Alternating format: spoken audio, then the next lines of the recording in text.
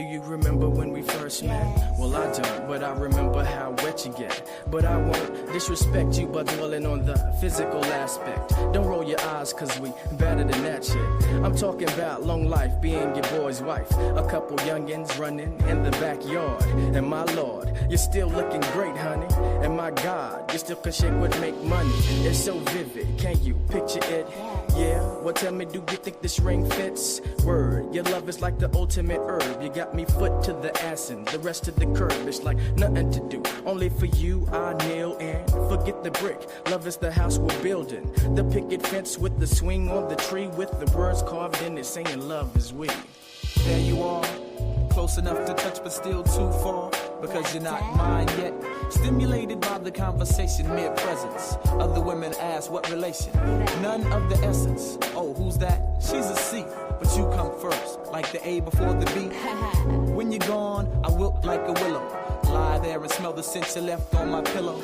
A strong mind with the body to match. I won't bite if you promise not to scratch. You keep it real, just like the truth.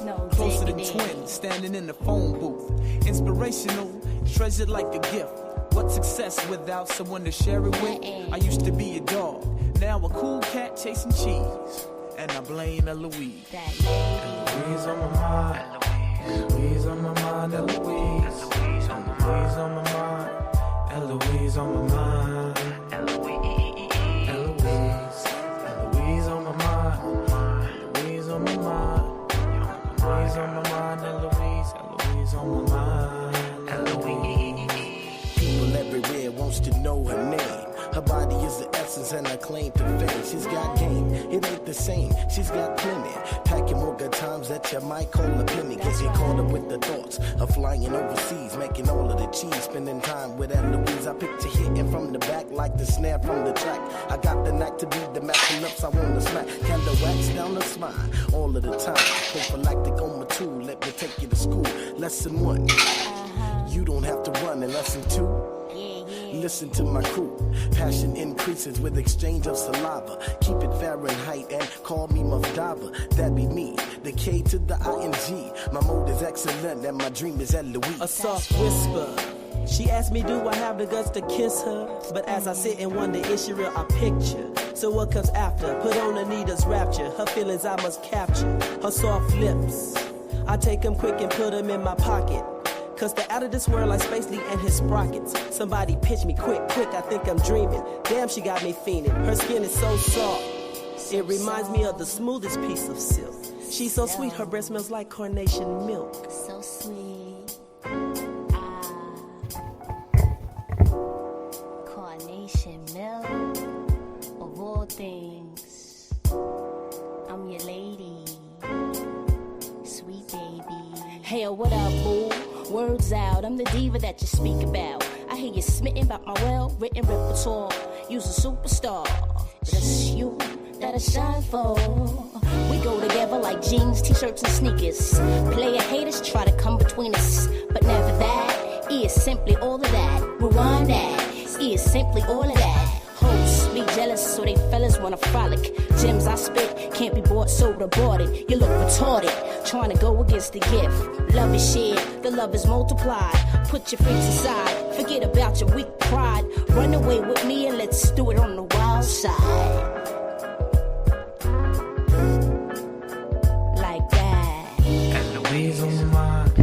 Eloise on my mind. Eloise, you're on my mind, girl. Eloise on my mind.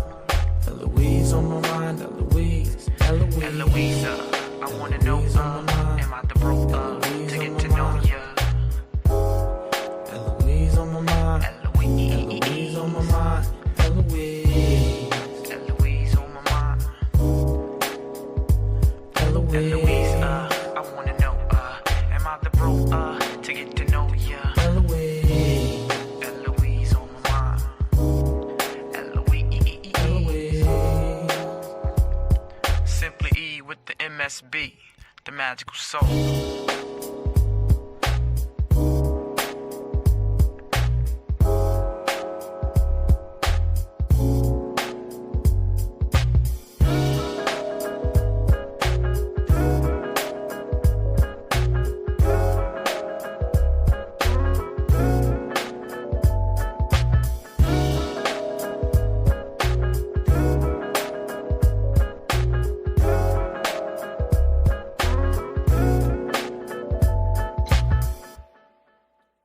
Eloise on my mind. Eloise on my mind. Eloise on my mind. Yeah, what's up, everybody? Welcome.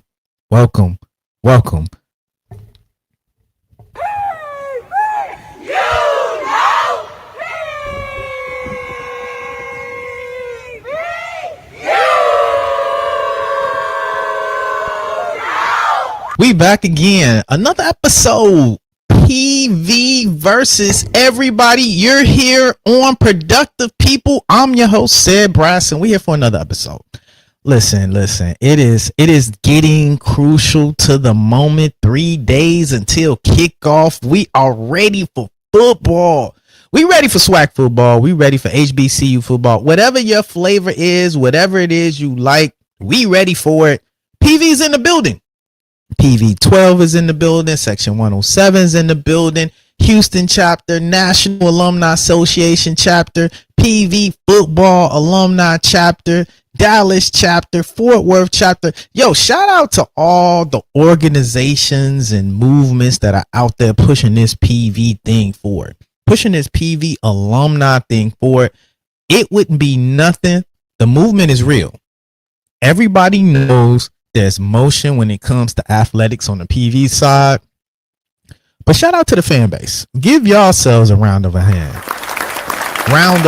for the PV fan base. The PV fan base has been out here shaking up things, moving things. Look, this is only one perspective. Shout out to Lionel giving me his time, or giving me the time, the space to come on his platform, PV versus everybody. Listen, I don't ask for anything. All I ask for is you to like, subscribe, hit the alerts. PV versus everybody, y'all. We shaking up things, we changing things, we making moves on all facets. This is just one place for you to keep up with the news. I'm here to be a sieve of all things PV and give you a little bit of dose of HBCU. This is the platform. This is the place to be. PV is just in the spotlight right now on so many different ways. It's just a good time.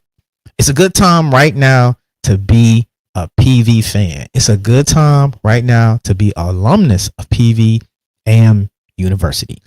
Like it's major things going on. It's time for everybody to tap in.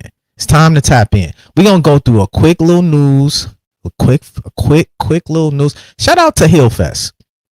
Shout out to Hillfest. That was the official launch of the 150th anniversary. If you did not see Hillfest, or you did not see the new pinning ceremony that we now have instituted in the 150th year of our anniversary for freshmen now coming in, we used to have we always still have the pinning ceremony for outgoing seniors, but there's now a pinning ceremony and affirmation.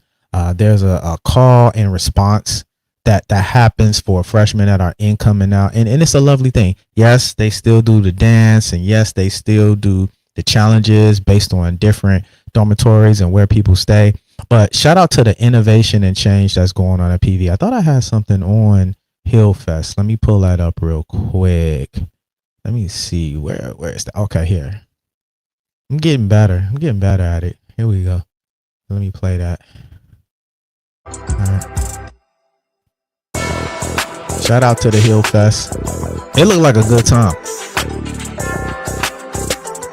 Like a mini, almost kind of like on some mini homecoming vibe. They had the little stage out there, obviously the balloons, and plenty of vendors. I always love to see that when vendors are out there. Obviously the Marcher Storm was in the building. And of course, all the frats and sororities were in the building. I just wanted to get a little sneak tease on that one. Shout out to PV Hillfest. What else do we have? Shout out to our own Kadero Hodge. You know, we were excited about him making the 49ers. But not only did he get a contract with the 49ers, he's over there warming it up. If you caught the preseason game, he had several catches and very good impact on the actual game. I actual clip, not necessarily a clip, but they did a rankings based on 49ers offensive players, and they did a PFF on who had the best power ranking. And would you not know it that Kadero Hodge was second in the highest of offensive players in their actual power rankings. And that's a good thing, right? So we're seeing what PV is doing currently, but the alumnus and the actual football players that come out of our program, we're starting to see that shine through on an NFL level. And I think that's something that people have been dismissing. I think I had that up there too somewhere. Let me add that in there. I just wanted to show the receipts. Don't just take my word for it.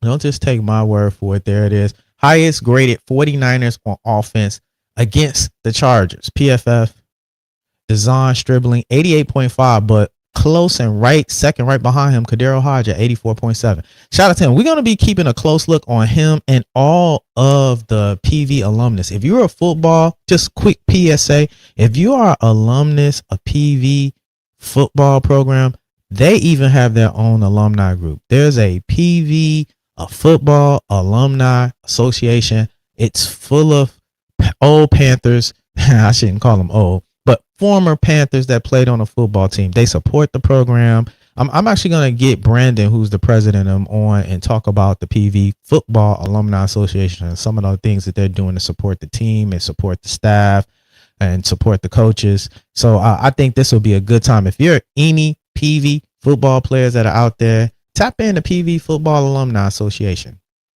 What else we got? We're going to run through it because we always got a little business to clear. We always got a little business to clear, but not too much. Not too much. What else we got? Hey, it's State Fair Classic time, y'all. State Fair Classic. The number one team in the SWAC, that's right, PV, in the SWAC, isn't slowing down. Big plays, big movements, one mission. PVAMU is ready to bring the Panthers football to the Cotton Bowl State Fair Classic. Let me see if I got that. Yeah. Let that ride.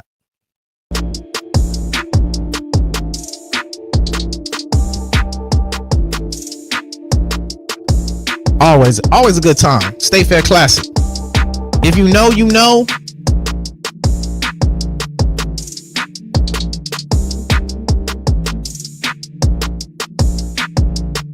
I always love the all purple uniforms. They always lit. Tickets on sale now, y'all. Y'all go support the State Fair Classic. It's gonna be a good time.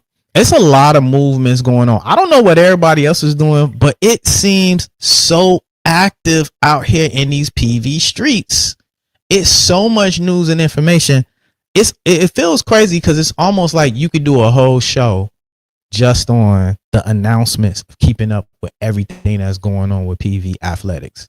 I'll be honest with you. You can almost do a whole show on PV and the motion that's going on. Again, it's been really quiet for a lot of teams out there in these PV streets, but I will say for us, it's been a lot of action, and I've had to curtail a lot of the information because it's been so much information out there. But I think it's important that we keep up with all the information. So that's the only reason why I'm doing so heavy on the announcements, because everybody's hitting me offline like, Sed, I got this going on, I got that going on. And Facebook groups and text messages don't always, kind of centralize the talking points. So shout out to this right here. Speaking of the State Fair Classic, there's an actual bus for $100. That's actually including your game ticket. That's actually a sweet deal. If I'm honest with you, right? Wait, the ride to Dallas and your game ticket, $100. That's right. Yep, that's a deal. Round trip transportation from Houston, PVAMU versus Grambling, game ticket, water and snacks, and somebody else's hands that they has to do the driving. Exactly. So if you from Houston, I think this is sponsored by the Houston chapter. Check out Nietzsche Blair. I'm sure she can give you all the details. Y'all look her up on Facebook or Instagram or all the sorts. But they're putting together a bus trip from Houston to Dallas for the State Fair Classic. People are always complaining about travel arrangements. Well, here you have it. Bus ride and your ticket included for 100 beans. that's a deal. Cause I think them tickets are almost like $50. Be honest with you. What's up? PV12 in the building. No technical difficulties thus far. I kind of worked out a little bit of the kinks. As y'all can see, my camera filter's a little different. It's still a little lag, but worked out a lot of the bugs. It's working all right. Speaking of games, and I'm gonna get to the business, y'all. Y'all just sit tight. But these announcements are important. The SFA, Black SFA.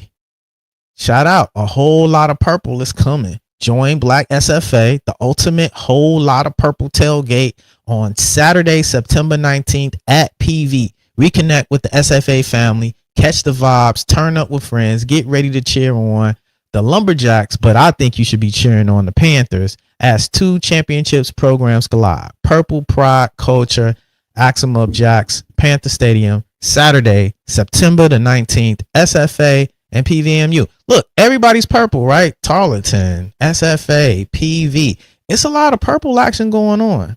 But we know who the real daddy of purple is, the purple and gold. That's right, 1876 is our 150th anniversary. Shout out to a whole lot of purple tailgate experience. This will be at PV campus. Y'all tap in. I know it's a lot. I just hit y'all with State Fair Classic. I hit y'all with the bus ride. Obviously, it's a whole lot of purple. SFA gonna be on campus. That's gonna be a good look too. Right? I'm gonna let them flow up in here. You know what? Now I think I'm gonna tap into what's going on around the SWAC. I'm gonna move my line up a little bit because I normally reserve this for the back end, but I wanna let this flow because I think we should play around sometimes. Play around with the run of show. We always kind of focus on the same teams, but shout out to Bethune-Cookman. They seem to be up in spirits and a lot of action going on. You know, this is a part of my segment, and I'm gonna do a graphic for this. Because I want to keep this going, especially as season starts this week. Again, tap into Lionel. He'll be giving you all the game analysis. That's not what we here for. We're here as fans. Hold on. Let me stop that. All right. Yeah. We're here as fans. So I'm going to do my take on around the SWAC, but know that my take is going to be from a fan perspective. Hold on. Bethune-Cookman, where y'all at? Okay, cool. Look, shout out to Bethune-Cookman. They saying they ain't going nowhere. They in the building. Shout out to them. Can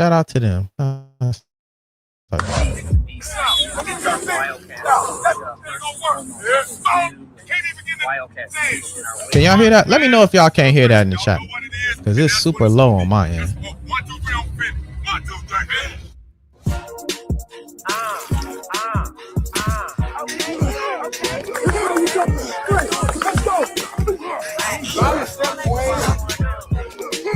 It's probably coming through my mic. Look, shout out to Bethune-Cookman. They still got a lot of energy over there. I'm not mad at them. Yeah, that's what I thought. You can barely hear it. It's okay. They say they outside off something. I caught her walking out the club. I tried to say what's up. She seen my face before she. Yeah, we don't want to get flagged anyway, so we'll stop that there. Shout out to Bethune-Cookman. They look like they're excited about their season. You know, of course we got Jay Stank. They keep one thing they're gonna do is keep you with some content. And I think that's part of their actual like fandom base, to be honest with you. That's what keeps them delusionally going. You know, when you have exceptional media, and they got pretty exceptional media. Shout out to their media team. I think that gives a false illusion to sometimes their fan base, in my opinion. I think it's loading up. We're gonna let that load up real quick. Yeah, okay, thanks. I got it. We don't need to hear the sound anyway, so it don't get flagged. Now, this was important to pull up as well. I think it's coming up. Great speed, right? And again, now I don't know why they're not wearing pads. I think, you know, coming into the week, well, you know, they in the week, they don't have a week 0, so that's probably why their little back while they're still in just kind of tops and shorts. But I think it's kind of interesting. I could be a hater, but he looks exceptionally small. Of course he's like fast, and I think they do a little bit of trickery with the speed on these videos too. But man, that looked like one of my little nephews, like little bitty teams. To be honest, well, he every bit of 5'7", 5'8", and like 135. And if he's catching like hitch passes like that, that puts him in danger. God forbid they play somebody as physical like PV. I'm being honest with you. He not gonna be able to take no wood. He not gonna be able to take no wood coming across the middle. I'm being honest with you. I got another one too, right?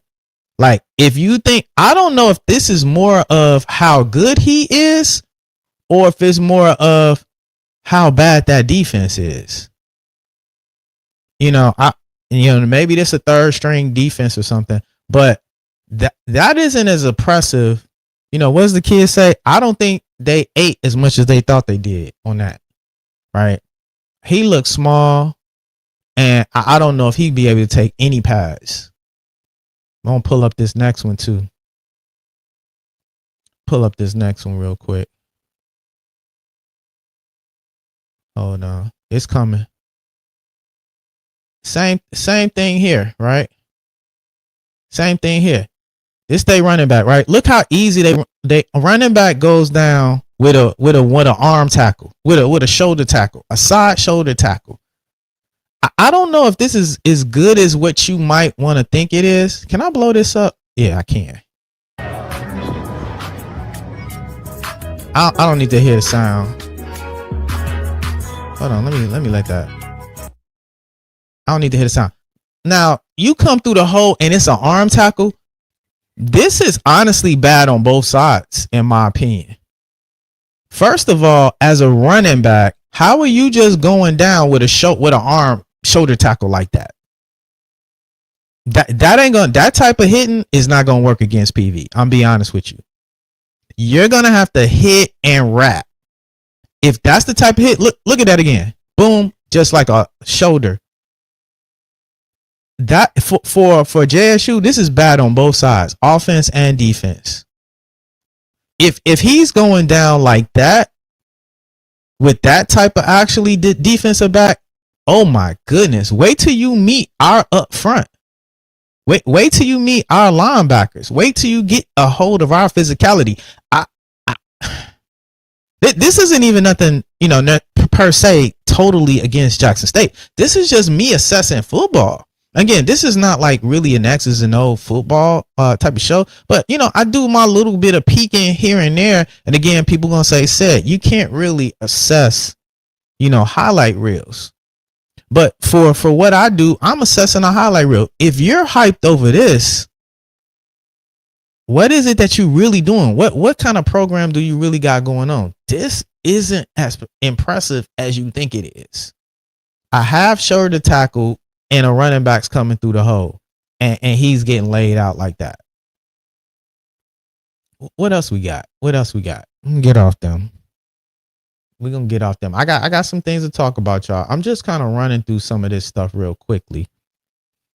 I think I got a Southern one as well. And then we're gonna get to the business. Let that load up. Oh yeah, this was a good segment because hold on, let me pull that up. The starter. Oh yeah, Christian Johnson. I'm not a betting. I do bet sometimes, but if I were to put money on it, it would be on Christian Johnson, and I think it's kind of obvious. And for people out there, what is it about? Because people haven't seen him aside from highlights, but to look at him in person, commanded. They're saying Christian Johnson. That's who they're looking at as the starting quarterback coming out of Southern. I think Strother is the more polished passer compared to Christian, and Wyatt's the more mobile guy. He's pretty crafty running, but I think Christian is right in the middle, like right where you want both of them. Yeah, he kind of does both things right. Yeah, I don't have really much footage on him other than the fact that I kept this in my notes because keep an eye out for Kristen Johnson. That's what they're saying. More than likely, the starting quarterback. If y'all have some input on that, let me know. Let me put the link in the chat for y'all too. Let me put the link in the chat for y'all too. Hold on one second. Hold on. Let's see. Hold on. Copy. Boom. Get some of y'all take, because I know a lot of y'all see what I see, and sometimes people take it better when it's coming from somebody else and it's not necessarily coming from me. All right. What else we got?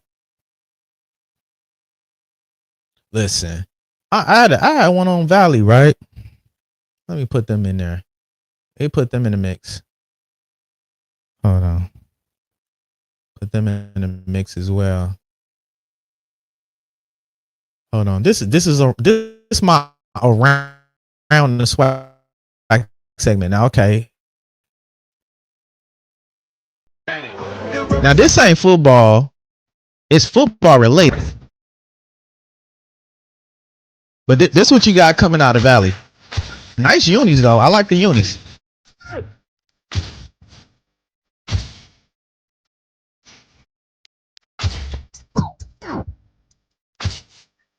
Let me hit the music. Let me hit the music because I don't want to get flagged. I'm not gonna even speak on that locker room. I'm gonna let that make it. Nice unis though. Can't hate on the unis. Listen, I'm gonna say this. If Valley don't have nothing else, they got confidence. And that's half the battle, right? They got confidence. Now, what they gonna be like by the time, they get to PV, who knows? But I like everybody's energy as they starting off the season. Can't be mad at it. You should have confidence coming into the season, right? Hold on, now I got one more announcement that I'm gonna double back to, because this is gonna take me into my segment. We gonna get a little comfortable here. We're gonna get a little comfortable here, right? We're gonna get a little comfortable at that. What up, everybody? What's up? Where you go? All go, everything Tarleton State game. Remember, it's a lot of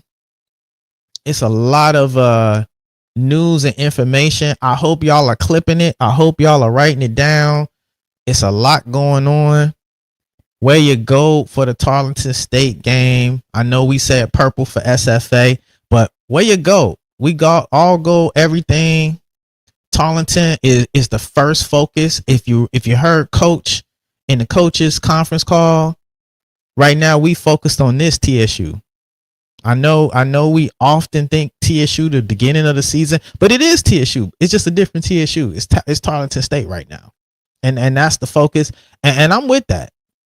I'm with that. Hold on, I had some other stuff, because a lot of y'all don't know. It's been crazy even in the Twitter streets, not just in SWAC, but it's been crazy in social media, even amongst Tarleton fans. I've been staying out of it because it's just a lot sometimes. Hold on. Let me get this in here. Hold on, let me get this in here. Let me add this in here real quick.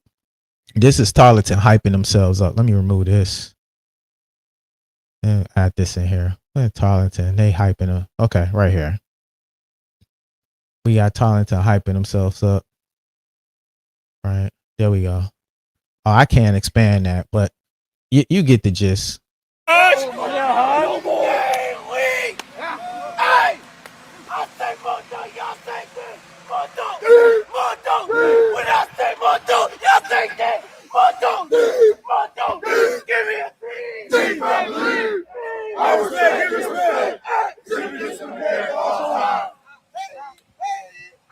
Always be a great teammate.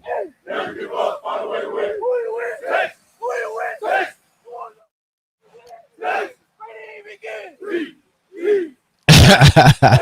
Yeah, that chant is weak.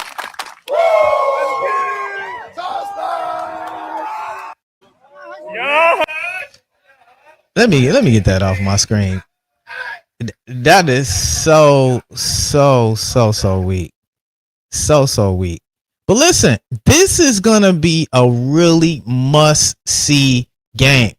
For those of y'all that's not really up on Tarleton State, they got a lot of talking them. A lot of talking them. And it's nothing but amplifying this actual game to really is gonna be setting up a real rivalry, to be honest with you. It's gonna set up a real rivalry. I know they're calling it the cup, the actual Chancellor's Cup, but this is getting really nasty in these SWAC streets. Do yourself a favor. If you really want to get entertained, go look up Prairie View and Tarleton and Twitter and see a lot of the back and forths that's going on out there. I don't even want to preempt you on some of the stuff you're going to see and some of the stuff you're going to actually hear. But you're going to hear a lot of wild stuff. And it is nothing but riling up the fan base. If you want me to be honest with you, I think we're hyped up.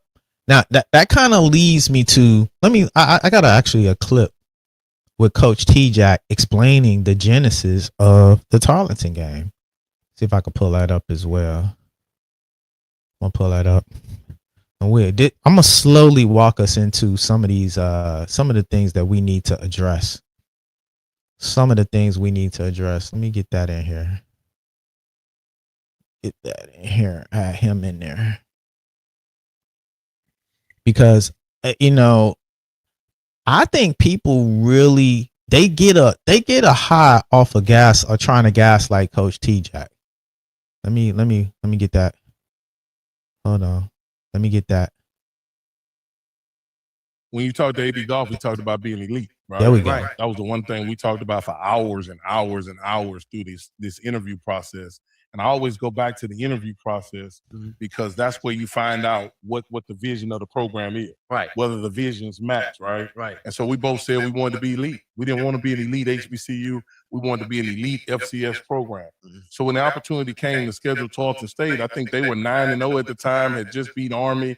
They reached out to AD Golf. He called me in the office and said, "Hey, Tarleton State want to play week 0." I said, "Run it." Run About, right? Like backing down. We don't back down. No, because we said we wanted to be elite, right? Yeah. And in order to be elite, you can't play Snow Cone State. You just can't do it. You can't play the Snow Cone State Cherries.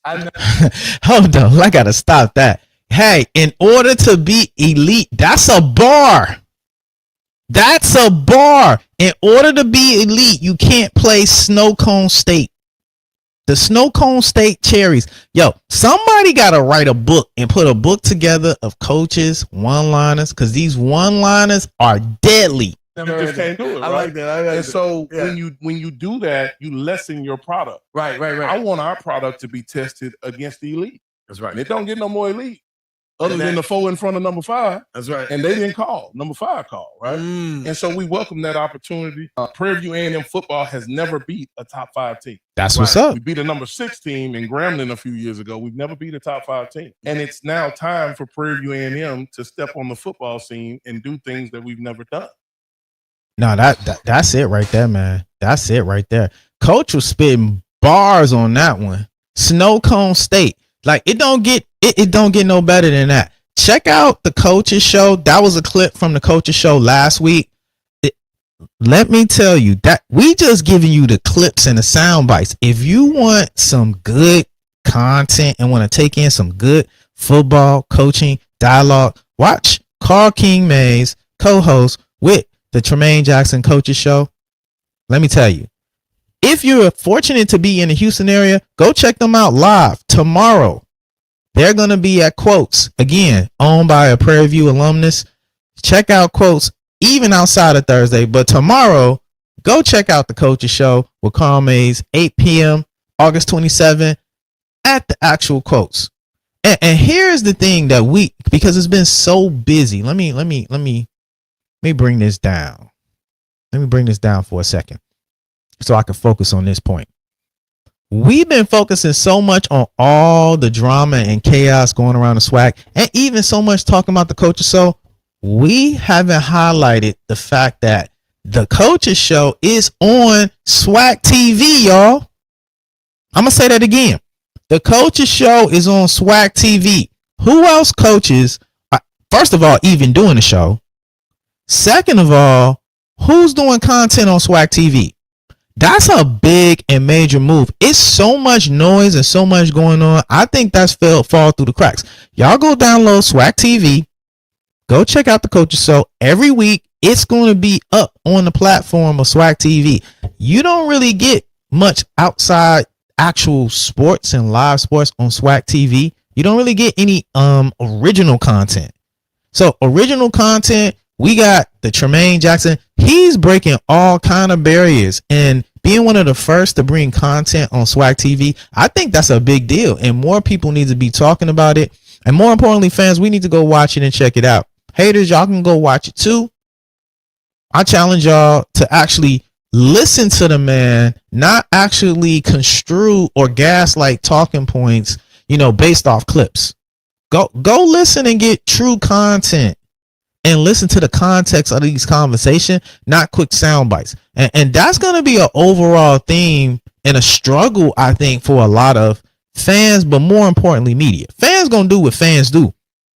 But the media actually holds a responsibility, to be critical in their thinking, but also have some levels of objectivity to their points. And that's been my problem with a lot of current media today. Not just HBCU or black media or any specific media outlet. I think how news is actually put forth today is more entertainment and less about like real journalism. And I'm starting to see that creep down into the black media ranks, into the HBCU media ranks. Now, speaking of several games, it seems like I'm just bombarding us with so many games, but we got to give it to y'all. Because right after Tarleton is our annual big game, which is the Labor Day Classic. Shout out to the Labor Day Classic. Pull that up for y'all. Time to finish the fight. The 41st Labor Day Classic is back on the hill. Sunday, September 6th, the Prairie View A&M Panthers take on the Texas Southern Tigers in one of Texas' biggest HBCU rivalries. Live at Panther Stadium. Bragging rights are on the line, so get your crew, come tailgate, rep your colors, and pack Panther Stadium out for the Labor Day Classic. Sunday, September 6th, 11 a.m. Get your tickets now, pvpanthers.com/tickets. No, that's what's up. Y'all check out Labor Day Classic. It's a new era and it's a new regime. It's new energy. I love it. I love that the Labor Day Classic is still there, but I also love the fact that we got a week 0 and we got some runway. We got a little bit of runway going into our rivalry, right? And speaking of which, this seems to be a big topic of conversation. I know earlier in, I would say, fall camp and even in spring camp, we heard a lot of grumblings from the TSU side. We did a show on this, right? People were crying about the fact that, hey, y'all moved it to a Sunday. People were crying, oh no, it's not the first game of the season anymore. You're ruining the history of the Labor Day Classic. Oh no, it's in the morning. No one wants to go in the morning. It's too early in the morning. Why are you playing the game in the morning? People are at church. Don't you know people are at church? But y'all be at brunch, and if it's a Texans game, y'all be at the Texans game or whatever local football, NFL football game y'all at. Like, we've been hearing nothing but excuses, from the other side. And, this is kind of clashing the 2 points that I'm bringing up, right? Now we're getting into media journalists are somewhat biased in their actual positions and points. And I want to call out one specific journalist in this moment. And that's you, Mr. Terrence Hayes. You're not the donkey of the day, but man, y'all kissing cousins. Let me tell you. I've been watching you. Mr. Terrence Harris. I've been watching you. And so, one of my focuses on today's, in this kind of thematic series on journalism, weak journalism, is you. Let me pull that up. Where?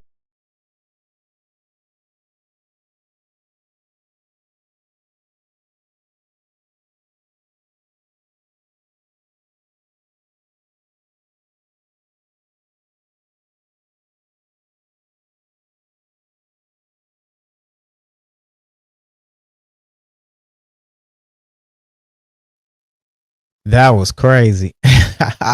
I'm back, y'all. Yo, that's right. I did say kiss of cousins. Yo, this you, right? It is you. Hold on, let me pull this up. Don't worry, man. That's crazy, boy. This mouse function, you hit that swipe left, it hits return back. Thank y'all for staying and hanging in there. I came back in real quick. Camera, mic, everything was still set up, so I'm fortunate that we still rocking. Let me pull up Mr. Terrence Harris real quick. Oh, there you go. That was even still up on the screen. All right, cool. Now let's walk this dog. Let's walk it slow. Make sure y'all can see that up on the screen. Make sure y'all can see that up on the screen. There we go. All right. Now, Mr. Terrence Harris, Texas Southern and Prairie View are set to start the season not playing each other for the first time in 40 years. Could this be the first step in moving the rivalry to later in the season? Like, this the part right here. The first time in 40 years. Now, I'm not I thought it was highlighting as I'm highlighting it on my screen. That part right there is the part I take issue with. That's the part that I call weak journalism. Mr. Harris, right? The first time in 40 years. Sir, this is not the first time in 40 years. This is not the first time in 40 years.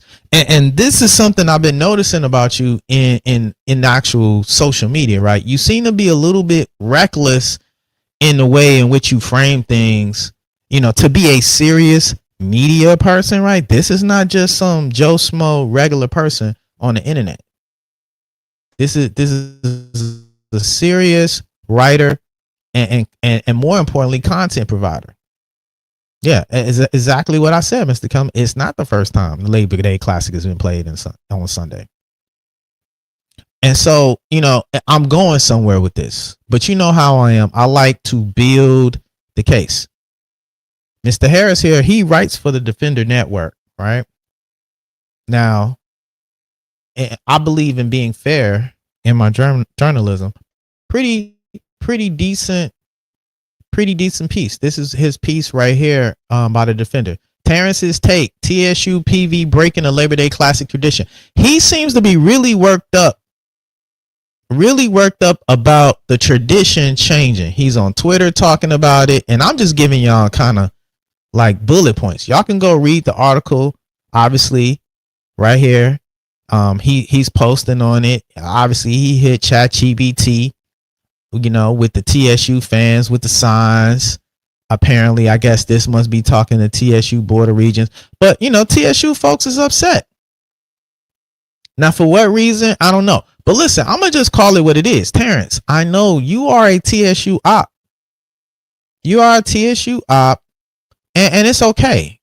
We know that you're an inside man for Texas Southern. We know that. And it's okay, right? Because every university or school or athletic program, they have their guy. And I think, Terrence, you might be a little frustrated because you want to be the spook that sat beside the door when it comes to PV. So you do these, what I call microaggressions towards PV in your actual journalism, right? So here's where I'm going to actually focus on, right? This paragraph right here, I'm going to put it at the top for y'all. Jackson has talked about his preference to move away from the opening season against Texas Southern, given how important the game now is to both programs. Seasons. I don't know what that means. I asked Jackson during the week's SWAC football media call about his feelings about playing someone other than Texas Southern, already kind of knowing his thoughts based on previous conversations. Okay, hold on. That's a lot to chew right there. This is what I want to focus on. During the SWAC Media Day call about his feelings about playing someone other than Texas Southern, already kind of knowing his thoughts based on previous conversations. So you already presuppose that you knew his thoughts based on other conversations, but you're also saying that you were asking him about his feelings in playing someone other than Texas Southern to start the season. Now, I was watching. I wasn't on the coach's call, but I was watching the coach's call. That's not the question you were asking, Mr. Terrence. The way that you put this or frame this, I find it very interesting the way you frame this, because this isn't how you actually frame the question in the coach's call. That's not how you frame the question. How would he feel? Hold on, let me see if I can pull it up. Don't take my word for it, because in the article he says, "What's your feelings about playing someone other than Texas Southern?" Right, and obviously he says, "Terrence, you're trying to get me fired." That's also a misquote. That's also a misquote, right? So let me get to that. Let me pull that up. Let me pull that up for you, Mr. Terrence Harris. You know, and it can all be, you know, a gentleman's mistake, a gentleman's error or something, right? But let me get to that, all right?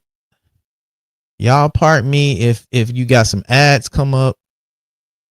That's just how the thing goes sometimes, you know?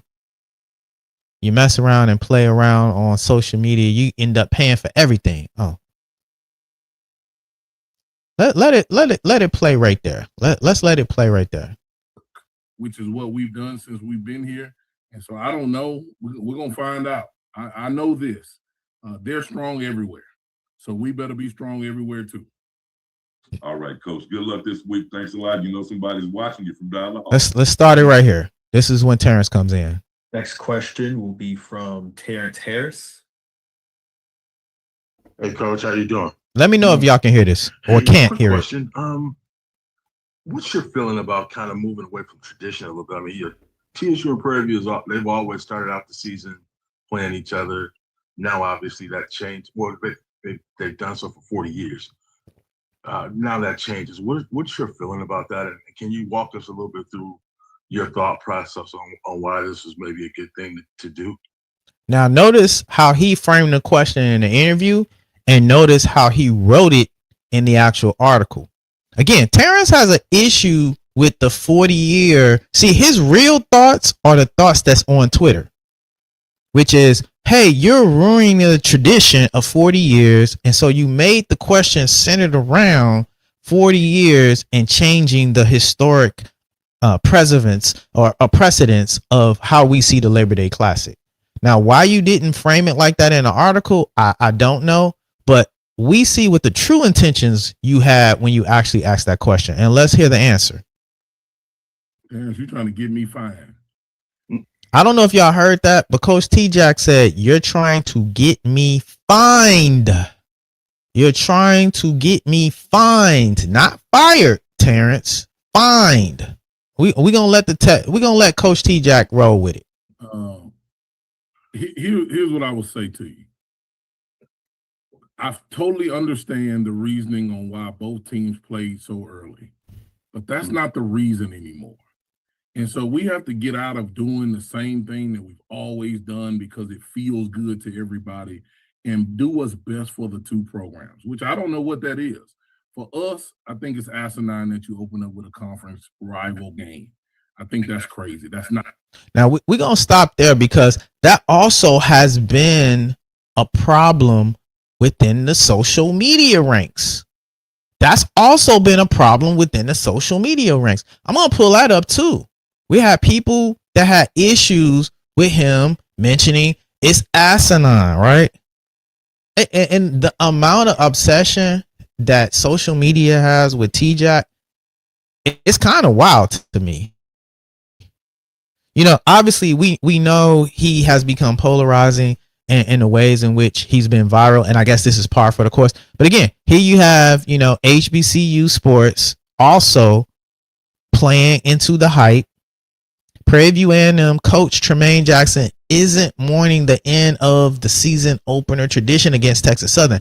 I think it's asinine that you open up with a conference rival. I think it's crazy. That's not college football. Obviously, if you were to just see this, knowing it and listening to it in a vacuum of a soundbite, you're going to actually go away with a different opinion.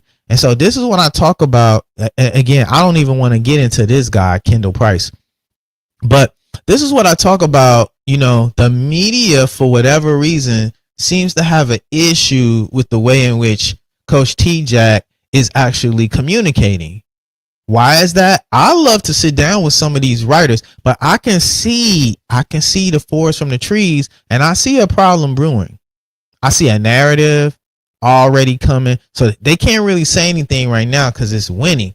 But I can see the media right now positioning themselves for whatever reason against Coach T-Jack to portray a certain narrative, right?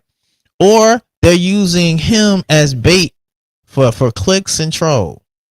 And even still, I call that lazy journalism. Either you're going to be a serious and credible media person, or you're going to be just like everybody else, right? You know, I often talk about Wendy Williams of the SWAC. It seems like y'all want to be like Wendy Williams. Y'all want to be Geraldo Rivera. Y'all want to be Ricky Lake. A lot of y'all on social media want to project Coach in a negative connotation when merely he's being inspirational to the team and the university. I think it's wild. And I'm going to take every opportunity with the lungs of my voice to speak out and up against that. And let me pull this down, right? So I say shame on you, Terrence Harris. Hey, you're kind of the informal.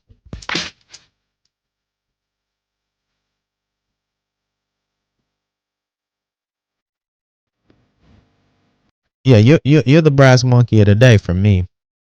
Even though it wasn't a formal brass monkey, but as I started to really get worked up, and yeah, you the brass monkey. You the brass monkey. And so in this kind of rage of information and rage on social media society, it's spilling out in all ranks. Now I fell out of the actual out of the stream, so I'm gonna have to manually load back everything that I had in here, but it's okay, because when you're organized, you can go right back into what you had, right? And so this kind of takes me into another. We still in the same vein, and we're gonna get back to PV football, and we're gonna get back to football. But you know, I take a slight detour to talk about the status of HBCUs and the status of overhyped information, right? We got this young brother. It's been viral on internet, right? This young brother, first day of school, we seen everybody doing their post videos of first day of school. This is a Clark Atlanta student. Got his Clark Atlanta shirt on. You know, your eyes aren't deceiving you. It's not AI. It's not just some random person with a Clark shirt on. This is a literal student, first day at school back at Clark Atlanta University. And y'all want to be crying and complaining about bonnets. This is what we dealing with. We've missed we've missed the assignment. We've missed the assignment when we got young brothers going to HBCUs in the first day of school. This is what they posting first day of class. This is what they posting, right? We got an issue coming with optics and like celebration of like hood culture. College is supposed to be about black excellence. Now this brother is actually a 3-star athlete. I'm not here to try to claim, actually try to begrudge a young college student, but I am also here to talk about how this isn't the representation of how we actually want to look as black folks. I'm sure your parents, didn't send you off to college to hold up an AK. Talking about, what's up, y'all? Look at me. It's the first day of school. What are we talking about here? What do we talk? We are in a hyper information and clickbait era. Not actually being of excellence anymore. That's not cool. It's to keep it real culture, and it's a problem. It's a serious problem, right? And so that takes me into, who else is having a problem? Well, they're not necessarily having a problem, but I even seen Southern in the news. We even seen them in the news. I think I had the video of their board meeting. got the video from their board meeting with their actual board even discussing following suit. Here we go. Here we go. Here we go. Is it playing? Nope.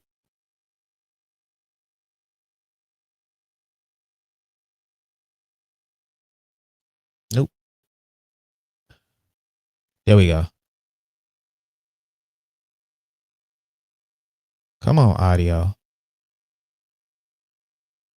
Well, anyway, if you played the video, I don't know why the audio isn't playing, but if you listen to this video, they're discussing at Southern's Board of Supervisors meeting about actually instituting into the next meeting, actually saying, hey, we need to do a dress code at Southern University. I think the board chair is Tony Clayton. I have you can see it down at the bottom. He wants to enforce a dress code across SU campuses. That's all campuses. He speaks about it at the closing of Friday's board meeting. So they're kind of closing the meeting out, but he's kind of already trying to fill everybody out. So there we go. I want them looking like you. So there we go. We're gonna run it back. Another schools around the next board meeting. Let me know if y'all want to put on the agenda. Should we adopt the dress code? Let's talk about it, chancellors, before we actually, Reggie and I get together and put it on the agenda with the president. But I want to know how y'all feel about it, because if y'all say let's do it, I'll tell you, I walked around campus the other day. I think we need it, but I want it. I just want to make sure Mr. Williams is in that conversation. Yeah. I'm sorry? Mr. Williams. Oh, Mr. Williams, yeah. And before I look, I didn't want to leave without you. So the dress code. I'm coming to you to talk to you. Think we need a dress code around here. You dress better than that guy to my right from you, but so I want them looking like you. So he does dress better than me. I'm noticing. So I mean they're having a good time. Obviously they're laughing about it, but I think that's interesting. This tells you how bad the climate is and how bad the culture is. We're kind of focused on football and sports, but all of these things are bleeding. That young man that I just showed with the actual weapon, he is a football player. He's an actual athlete, right? And so this emergence of culture, and that's why I named today's show, the Spotlight on the Heel, right? Because it's not necessarily about one specific thing. It's about the collective of all the different things. It's the culture, it's the sports, it's the politics, and they're all merging in one central spot. And ultimately, HBCUs are bearing the actual point. They're actually carrying the load of the shift, right? And so I think it's our responsibility. Yes, we can talk about who's going to win against who this week and that week, but we need to start raising our intellectualism and start talking about what's going on in Black culture, what's going on in Black politics, right? How are we looking and presenting ourselves, not just getting a degree, but how are we advancing and moving forward as a collective community, right? And that's been a big thing for me, right? And I'm going to bring up another one, and this will kind of help us kind of segue into the main piece of actually the graphic that I had. But we even see issues with Stephen A. I don't have any graphic for this, right? Yeah, I do, right? So we saw the NABJ, I spoke earlier about Terrence Harris, and I spoke about hopefully that brother, I love to have a conversation, but hopefully he won't be as biased about how he approached journalism, right? If you're gonna be a TSU inside man, I'm gonna say that again, go be that, but leave TSU or leave PV out of that, right? Leave us out of that. Now, I did want to bring up, I'm glad I had the raw file on this. I did want to bring up Stephen A, and I won't play the whole clip, but I'll give y'all a taste of it, right? If you didn't know, Stephen A had been called he has the actual calling of thumbs down. He was awarded the thumbs down award by journalists by the NABJ. He was offended by this. And what you're about to see is his response to the NABJ, you know, giving him the award for thumbs down. Now, several people, I think 4 or 5 people received the thumb down award that were people, obviously, that they deem, they don't say it in overt terms as anti-black, but they do ultimately talk about being anti-women and anti-black journalism. So they have a thumbs down award that they give to people that they feel rank highly that has been against the initiatives in media for the best purposes for black folks. I don't know why Stephen A is surprised by this, but he went on Sean Hannity to discuss his outrage with being named the thumb down award recipient for the NABJ. So I'll put that on for y'all. Have to do specifically with your criticism of radical people on the left. And you did mention a couple of African-American women at times. Jasmine Crockett, who says nutty things. Joy Reid, who says, in my view, nutty things. Is that what this is about? Now, I'm going to stop it right there. Now, Sean Hannity knows what he's doing. And horrible wig, by the way. I don't know what's going on with Sean Hannity. But let me stay focused. Horrible people, right? Let me start it over. Now, doesn't this have to do specifically with your criticism of radical people on the left? And you did mention a couple of African-American women at times. Jasmine Crockett, who says nutty things. Joy Reid, who says, in my view, nutty things. Is that what this is about? Now notice Sean Hannity tells them that these are radical people on the left. And notice his actual response and that he says are nutty people. I think it is. I don't think there's any question about it. And that's why I spoke out against it, because I think it's utterly ridiculous. I was raised by 5 black women. My mother, God rest her soul, and my 4 older sisters. I have 2 daughters. I have 10 nieces. I don't know what the hell they're talking about. I find it highly offensive that they would label me in this way. Give me a thumbs down award specifically for disparaging black women. I want everybody out there to know there's no such thing. That did not happen. That is a flat out lie. And that never happened. Whether it was Jasmine Crockett, whether it was Kamala Harris, whether it was Michelle Obama, I pointed to something that they said that I may have disagreed with. That is all. That is all that I have done. And you Joy said Reid, about Michelle her Obama, as well. She could win. That's what I remember you saying about her. Yeah, but what? No. Now, I want to pause because it's a lot to chew on here, and I want to be honest as we hear it to assess it. I put the link in the chat.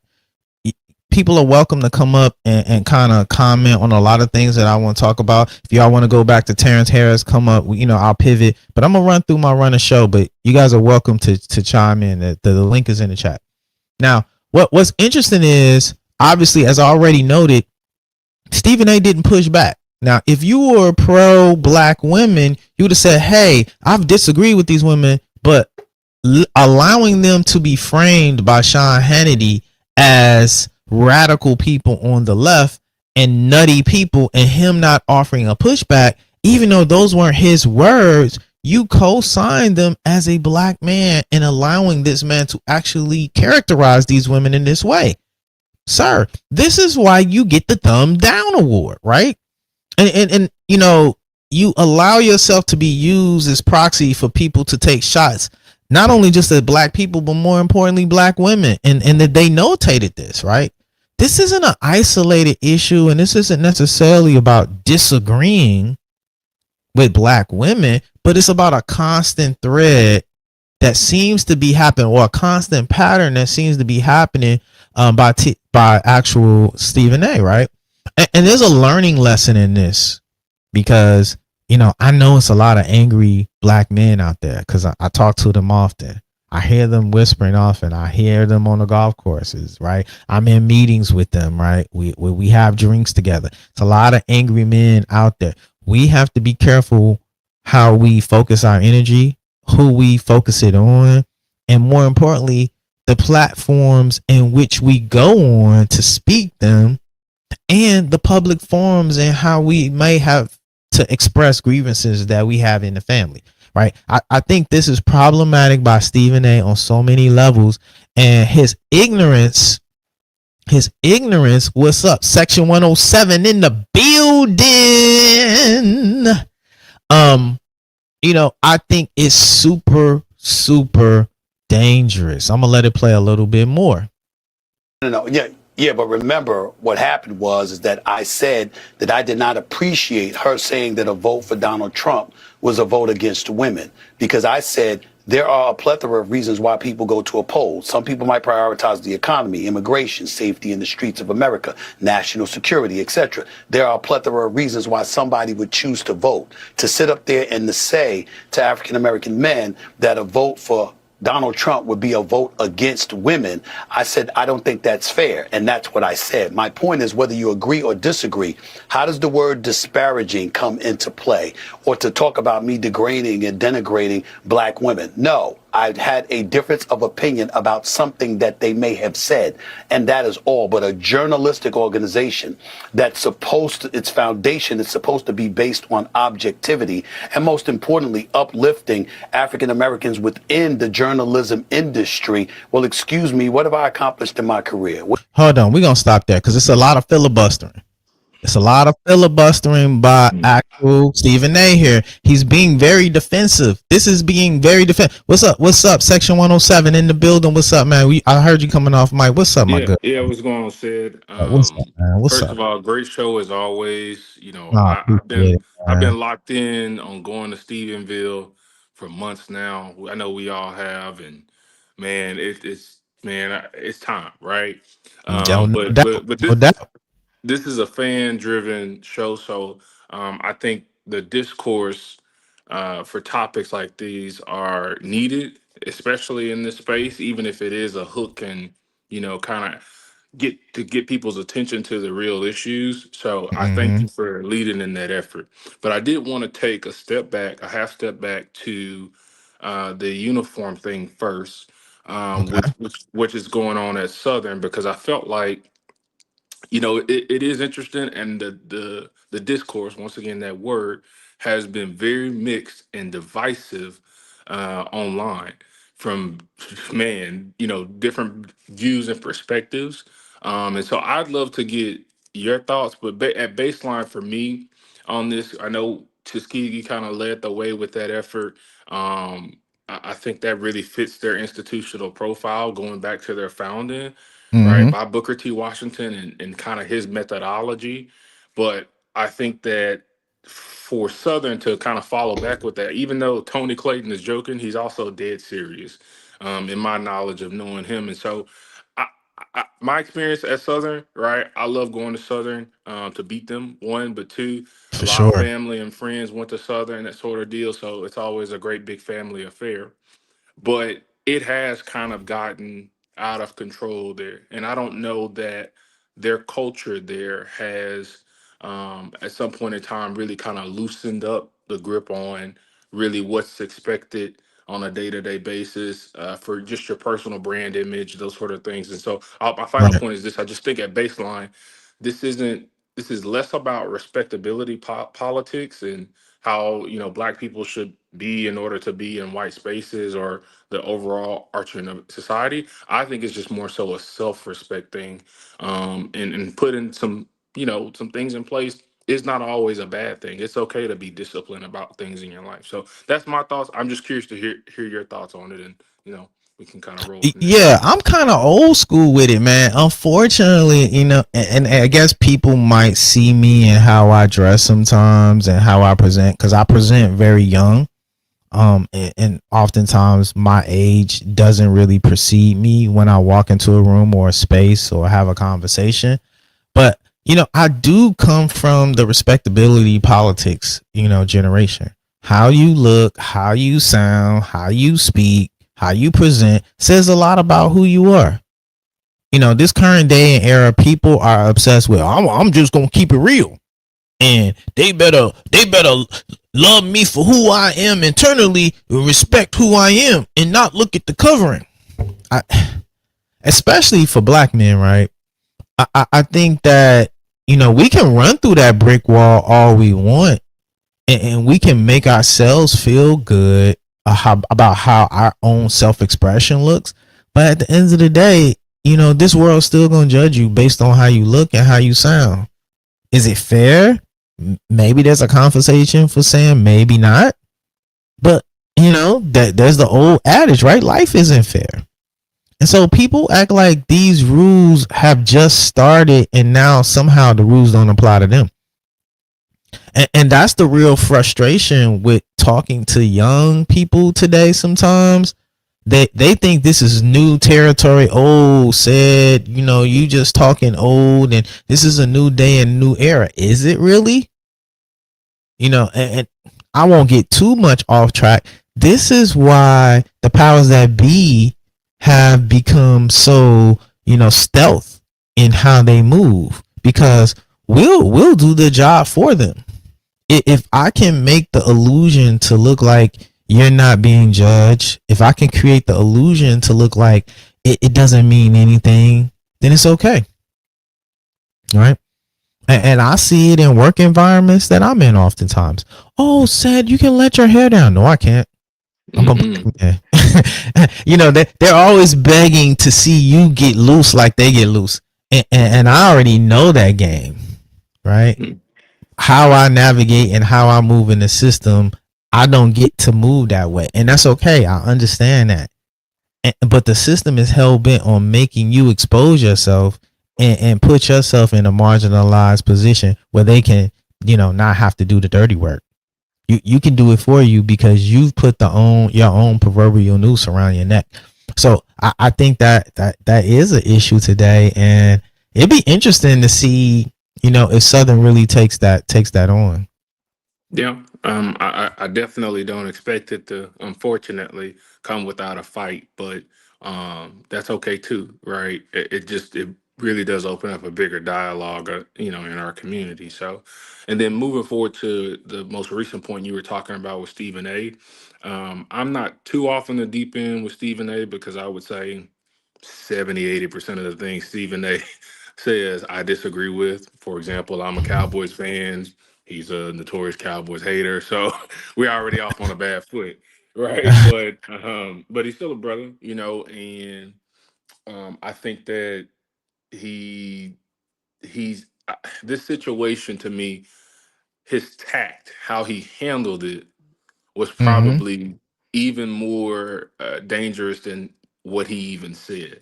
And what I mean by that is, I think we can all recognize, okay, this is what we would call family business. Or if you grew up Right. like me, right, you say keep, church business in the church, or keep family business in the family. You don't take that out to the street for everybody to air your dirty laundry, right? And I Absolutely. think this particular issue, whether he agreed or disagreed, could have been handled on a Roland Martin's platform of all places. If you're gonna go to someone who is notorious for having opposing views, go to Roland Martin's Correct. platform.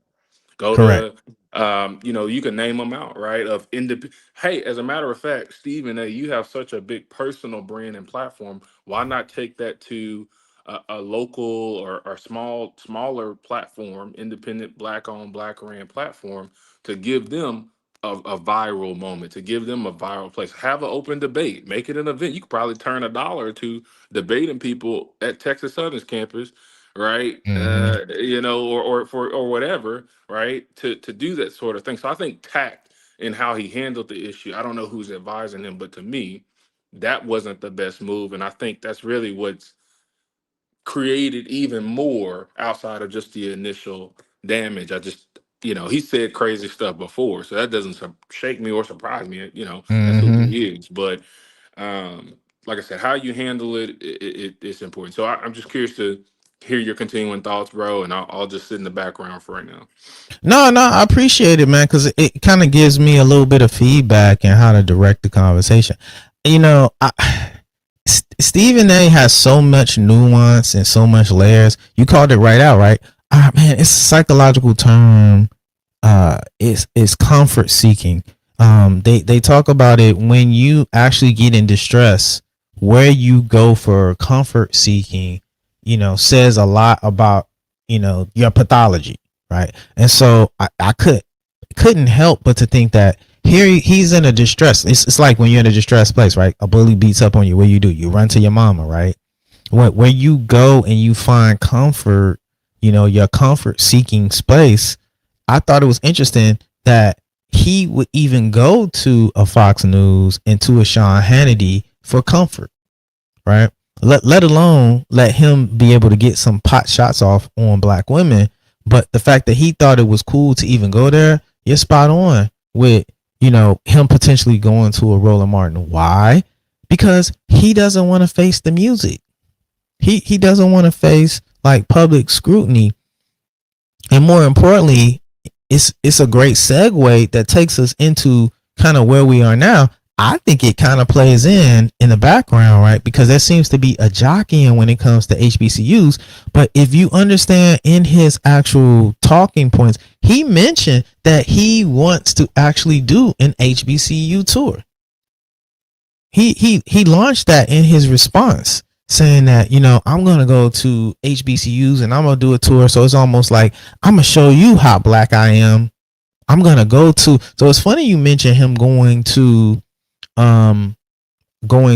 Roland Martin, but I already have grumblings that he's talking to Byron Allen and HBCU Go, and he's gonna work some type of deal with actually doing some type of HBCU tour.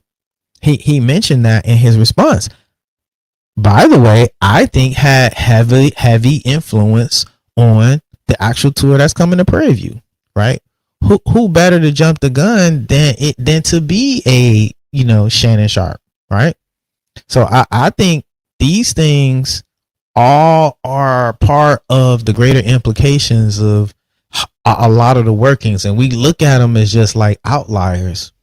But in my opinion, I think the fact that you got Stephen A. and a Nightcap coming to Prairie View and doing an actual tour, I'm not a conspiracy theorist, but I think Stephen A.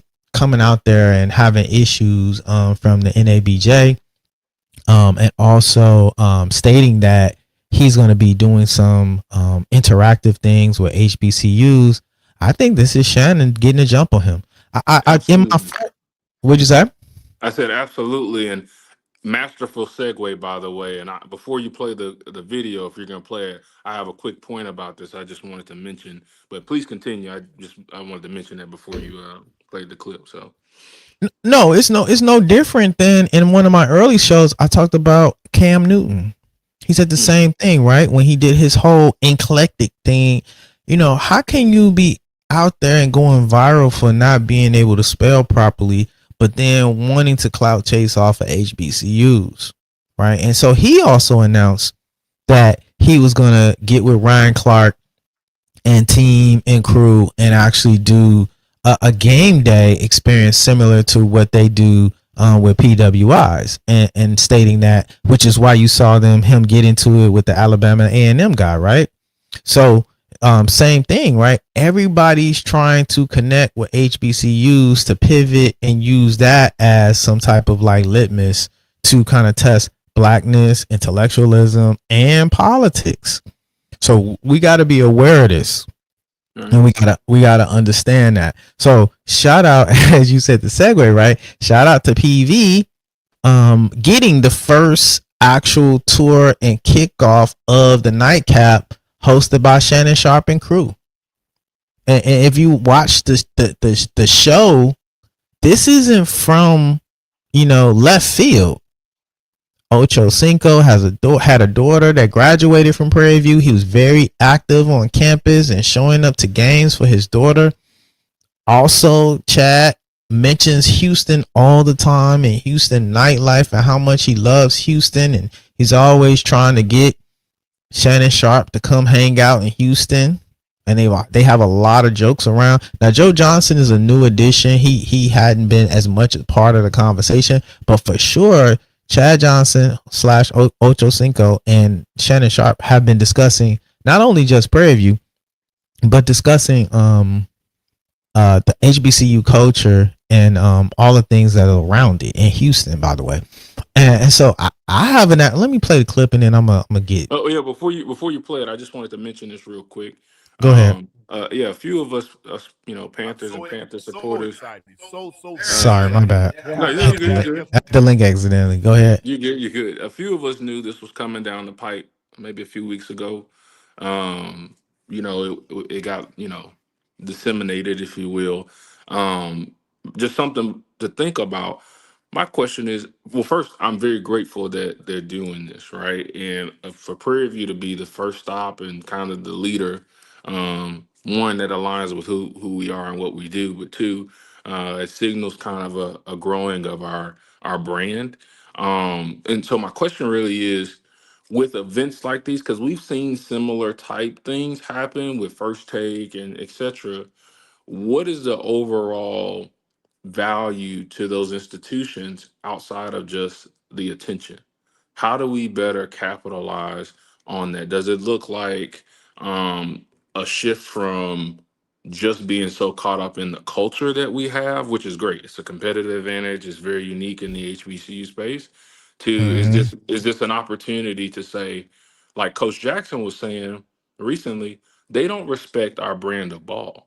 They don't respect our brand of coaching. Absolutely. They don't think that we're focused on the game itself, and but rather everything around the game. When you hear HBCUs, unfortunately, we're not a monolith, one, but two, we're typically lumped all together in one little box, saying it's the band, it's the cheerleaders, it's the you can go and have a good time.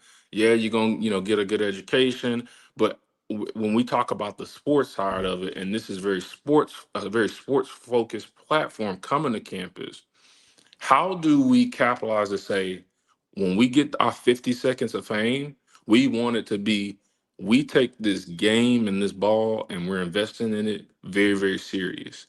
Right. And we want that messaging to be out there. So I just, that was my question. And I just kind of wanted to mention those couple points before you rolled on. No, it is important, and I think it's not a rhetoric question. It's something that we got to answer. You know, obviously there's a little bit of money. I think they do have some type of pay participation and things of that nature, but I think the onus on us is to capitalize off of it. You know, establish internship programs. Maybe get some of the content. You utilize some of the content. You know, I've been privy to a little bit of the information, and I know you're like well tapped in. You probably know more than I. You know, there are things I know that's gonna go on, and I'm gonna say that part. This is going to be a huge weekend for the Labor Day Classic. This is the shot in the arm that we needed, right? Because obviously there are a lot of things that we're focused on right now. We're talking about, you know, Labor Day Classic, but we're also talking about Tarleton right now. You know, we're talking about Labor Day Classic, but we're also talking about State Fair Classic, right? We're talking about Labor Day Classic, but we're also talking about the Stephen F.A. game, right? We're talking about Labor Day Classic, but we're talking about the joint partnership that we're doing with Baylor and Baylor's, you know, Black Alumni Association, right? And we hadn't even got to homecoming. None of those, we even mentioned homecoming in none of those, nor did we even mention playing Southern at home either, right? So it's so many things and so many distractions. We do need, you know, to centralize to make sure that we're on mission, we're on purpose, and more so to your question, getting out of this what we should be getting out of it holistically. I'm going to say this because I have been, you know, talking. This is a student engagement, you know, opportunity.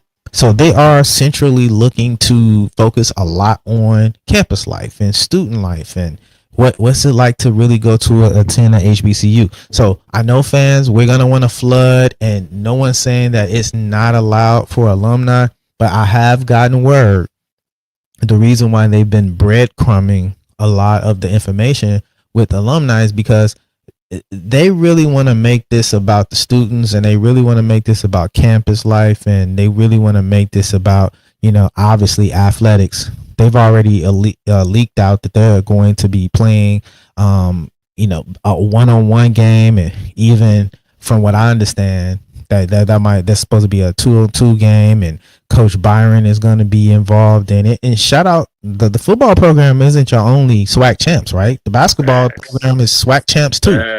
I think y'all forget about that as well. So I've already heard, and I can somewhat speak on that that, Coach Byron is going to be playing, and it might be 2-on-2, and Coach Ty is already good friends with Joe Johnson. They have a relationship from what I understand.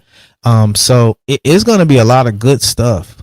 The actual step show that's going to be on the actual band that's going on. If you understand, they are so hyped about wanting to experience that HBCU band kind of culture and energy.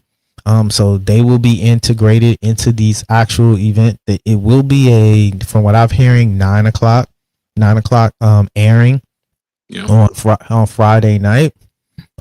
So, obviously all are welcome to come, but I wanted to kind of state that and put that out there as well.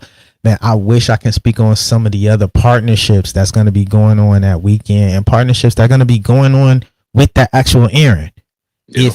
If you think that this is just going to be a simple like airing in the actual, Baby Dome, which is where it will be, you're going to sorely miss out on what's about to happen and what's about to descend upon Prairie View A&M University, and the amount of exposure and the visibility that we're going to walk away with. I know that people think that the Nightcap is just some, like kind of blow by night type of podcast or show. It isn't. And there's going to be a lot of good things coming in store for us. You had something else, Isaiah? Yeah, and I know we got to play the video, but just really two things, or really, I guess three now. The first being, I really respect Shannon and the guys for doing this really at the peak of that platform being already built and established. This is post Cat Williams interview. This is post, really what's kind of taken them to just that generic kind of on the side hustle podcast to this is a media company. And so for them to at what some could consider the height of their success, because I think they have been like the number one sports podcast or whatever for a very long time now. To do that and to funnel it back to our space is very important. The other thing is, and thinking about capitalizing on it, and you talk to partnerships, it made me think, well, when the world sees, because pretty much everything they do goes viral. When the world sees our campus that if you go back 10 years, we were saying PV is the best kept secret. People don't know about our campus and how beautiful it is and all the facilities we have and all that stuff. If that stuff is highlighted and is done well, what door does that open up to the rest of the world for people, Absolutely, celebrities and companies to start reaching out and saying, hey, y'all are special. Like, we want to align ourselves with what's going on here because we were exposed through this. Right. So I just want to say those couple of points, but let's, I'll let you, I'm gonna shut up and let's, kind of see what they got to say. So no, the link was in the chat, y'all. Y'all are welcome to tap in and chime in. I'm not really gonna play the video that y'all seen it. I put the graphic up. Y'all know what it is. It's big things going down in PV, and this is just scratching the surface, right? This year we seen PV at Martha's Vineyard. I played the video last week with the art installation we had at the Vineyard. I go there every year, spend a week. Hold up, did it freeze up?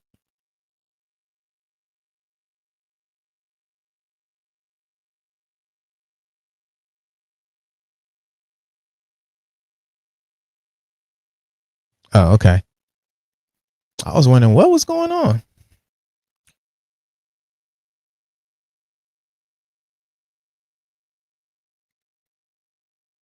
Hold on, let me remove that.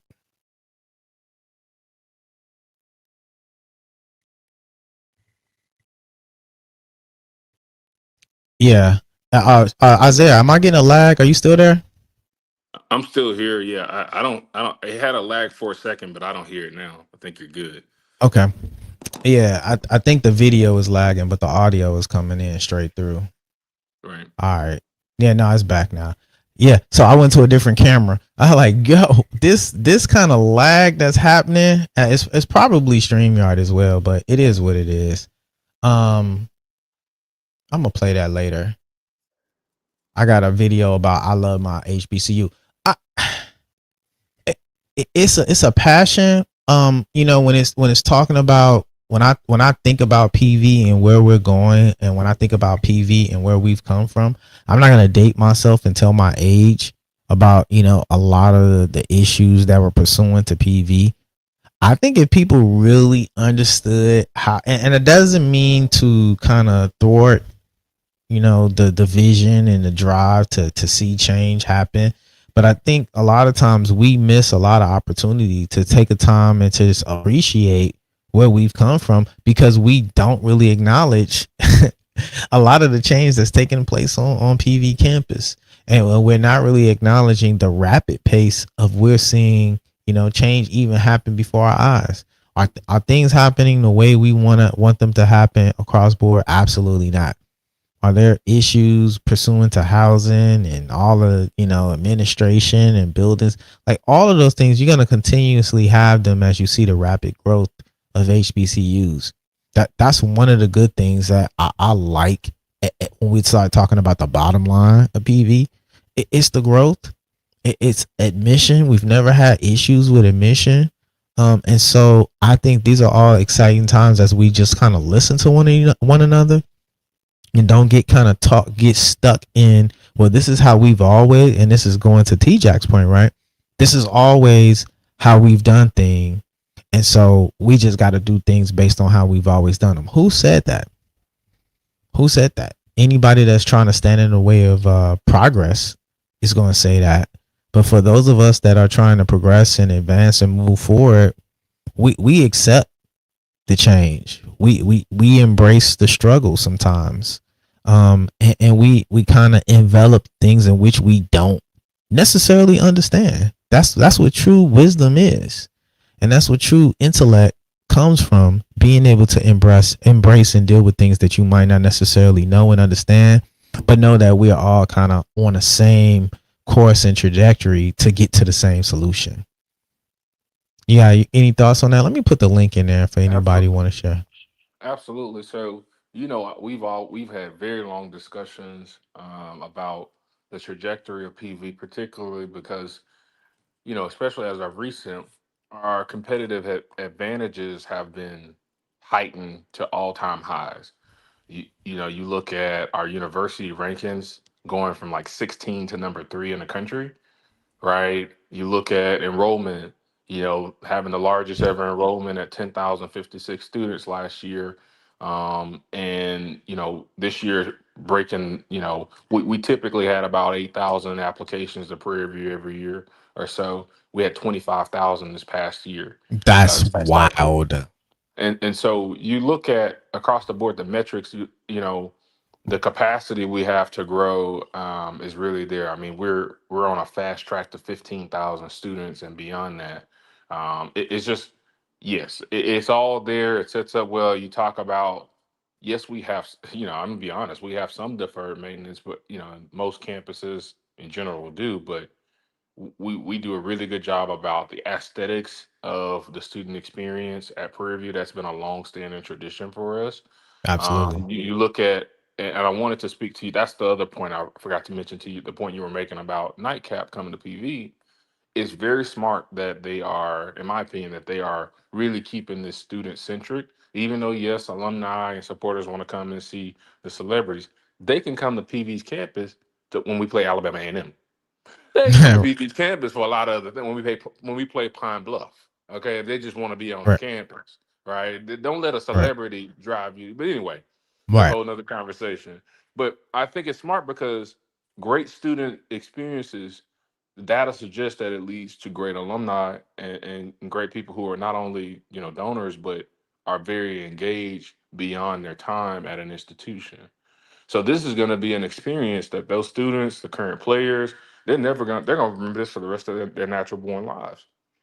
And it's something you can't get that everywhere, right? It's a unique deal. So I agree with your point, and yeah, I think we got a lot on the ball at Prairie View, especially at a time like this. And this next 10 years is about to be really crazy for and I know a lot of the stuff that's in the pipeline. Yeah, man. I said this at the top of the show. It's exciting times to be a PV fan. It couldn't have happened at a better moment. Be honest with you, it couldn't happen at a better moment. The basketball team is winning. You know, obviously, women's programs historically have always done well at PV, so that's no surprise. But with football and basketball, SWAC champions. I think all of these things are just ripe, ripe for the taking, and ripe for a new brand and a new emergence of like how at least SWAC schools. I won't say HBCUs, but the SWAC, in my opinion, is the daddy of HBCUs. But I think we kind of in a good position in the driver's seat to change how actually HBCUs are viewed on all different fronts. Let me play this. Since I'm talking about fanatical, this is gonna pivot us somewhat, but I was gonna leave it off the show, but I had to because it's the delusion out there. We're pretty bad as PV fans, but I don't think, and I could be wrong, I don't think we're delusional. We don't say crazy stuff. I had to run across this guy. Never had him on the show. Never feature him. But hey, shout out to his, being a neophyte. Shout out to him to being a freshman, right? But I want to get your take on this, Isaiah. It's the wildest stuff people say on the internet. Hold on. You can take that off. Okay. If you are here, that means you read the caption and you're thinking what I'm thinking, or at least you want to know what I'm thinking. Well, I'm telling you, in 3 years, Deion Sanders will reunite with Ashley Robinson and be the head coach of Texas Southern. What's Jeff Lightly talking about? What is he talking? What is he talking about? Like, people just be saying anything on the internet.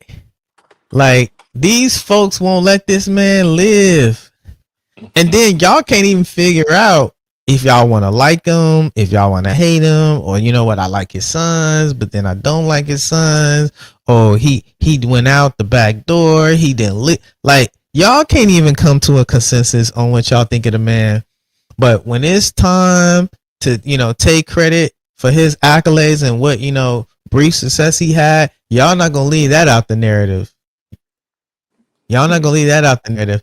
Like, it just sounds depressing. It's like the guy who broke up with his girlfriend, that they were that it couple, that everybody knew the both of them. They never looked at him as an individual outside of his relationship because of whatever respect his woman had, right? So it's like those guys that have that relationship and they live for the popularity of the relationship.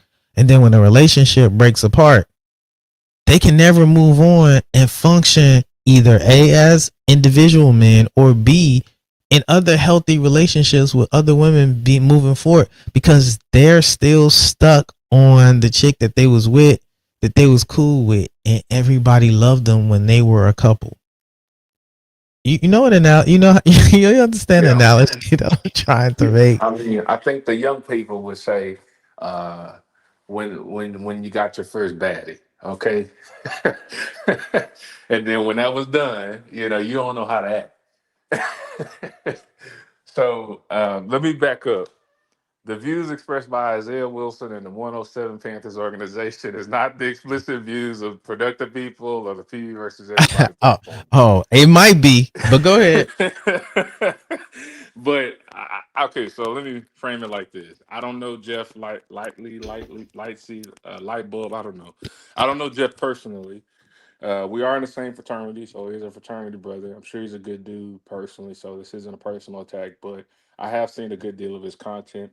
Every 3 videos are about Deion Sanders at Jackson State, and Deion ain't been at Jackson State for some years now. I think we're looking at emotional coping. Perfect term. What of a the one that got away, kind of, reminiscent sort of deal, and it's time to Mm-hmm. let it go. He definitely gives off the vibe to me, Isaiah, of a Dollar Tree Stephen A. Smith. Um, a diet, your favorite, commentator, because some kind of way he could be talking about how Montana State is doing something. He's going to reference Jackson State and Deion Sanders, and I think even the Jackson State folks, as much as I disagree with them, with agree in saying he a little out there with his take sometimes. So all in all, I think that this is a wild take. Um, it's a 99% chance it's not going to happen. Um, on the off chance, it's the 1% chance that Dion does go to Texas Southern of all places. I will eat my crow, and Jeff can come on the platform, and I will talk to him directly. He can run me for my fill. But I'm pretty confident with what I know and who I know that ain't happening. So it's a pipe Right. dream, and this is therapy is what's needed. Counseling is what's needed, not a podcast. I don't want Listen, to preach to you, but I'm just, that's my point. yeah, I tried to give these folks some type of counseling last week, but they ain't take it. They came in and trolled in the chat and trolled on social media. I now I ain't gonna say we. I'm gonna say I attempted to help these people out because they clearly are going through something over there. Right now that the AD is gone, they're trying to act like it's cool, but they're crashing out over there. I've been taking screenshots and receipts, just waiting to drop, my cornucopia of, PV hate, productive people hate, and PV versus everybody hate. And that's okay, right? We all have our turn. We all have our turn to, be critiqued in such a erroneous way. But when it comes to PV, we seem to have the critics seem to be overly harsh in their analysis. Hold on, I did not have something up. Oh yeah, that's him. I'm gonna leave him where he is. We didn't even need to play the whole clip. I'm glad he at least did the bumper in the beginning, so we didn't even have to belabor that full point. Well, I want to ask you a question though, Isaiah. What did you think about my take on the writer? The writer formerly known as Prince, Terrence Harris, on Terrence Harris. I was trying to stay out of it. I've had my back and forth with Terrence, and at baseline, I genuinely think he's a good dude, and he does some things that are really I would say are at times are really good journalism. Other times, I think that he's I think my granddaddy and them would call him slick. That's the term. He's slick sometimes with how, like, I agree with you, how he frames certain points. He leaves the door For sure. open. He leaves the door open to come back and either add to it or to change the viewpoint or kind of sway public opinion. And he's looking for the next gotcha, right? To drive clicks to the articles, to get people interested, and to the I guess the social responsibility side of it is this. He works for the Houston Defender. It is a black owned, long-standing, newspaper publication in Houston, and we Absolutely. gotta support. So I don't fault him for trying to be creative to drive clicks. However, when you talk about 1876, the Prairie View Panthers, the Panthers from Prairie View, the Hill, Right. whatever name you want to put in it, you got to step with the right credence. If we're wrong about something, just say we're wrong, right? Or you Right. feel like we're wrong.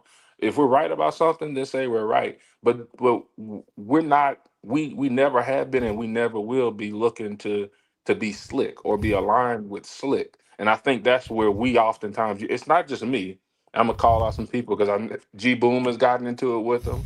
Some of my other fans Oh, got really? I into didn't it know. with I didn't them. know all of this. Oh, what? Man, ask him about it, right? Because it's like he'll, on one side he's singing our praises, but on another side, it's kind of like we didn't do anything that wasn't, you know, we didn't do anything crazy, and he's trying to make something there that's just simply not. So that's kind of where the rifts come. But I don't have anything personal against him. I'm sure I've never met him actually, but if I did, I'd shake his hand, probably have a drink or whatever. But I just think how he goes about doing it sometimes it does rub people the wrong way.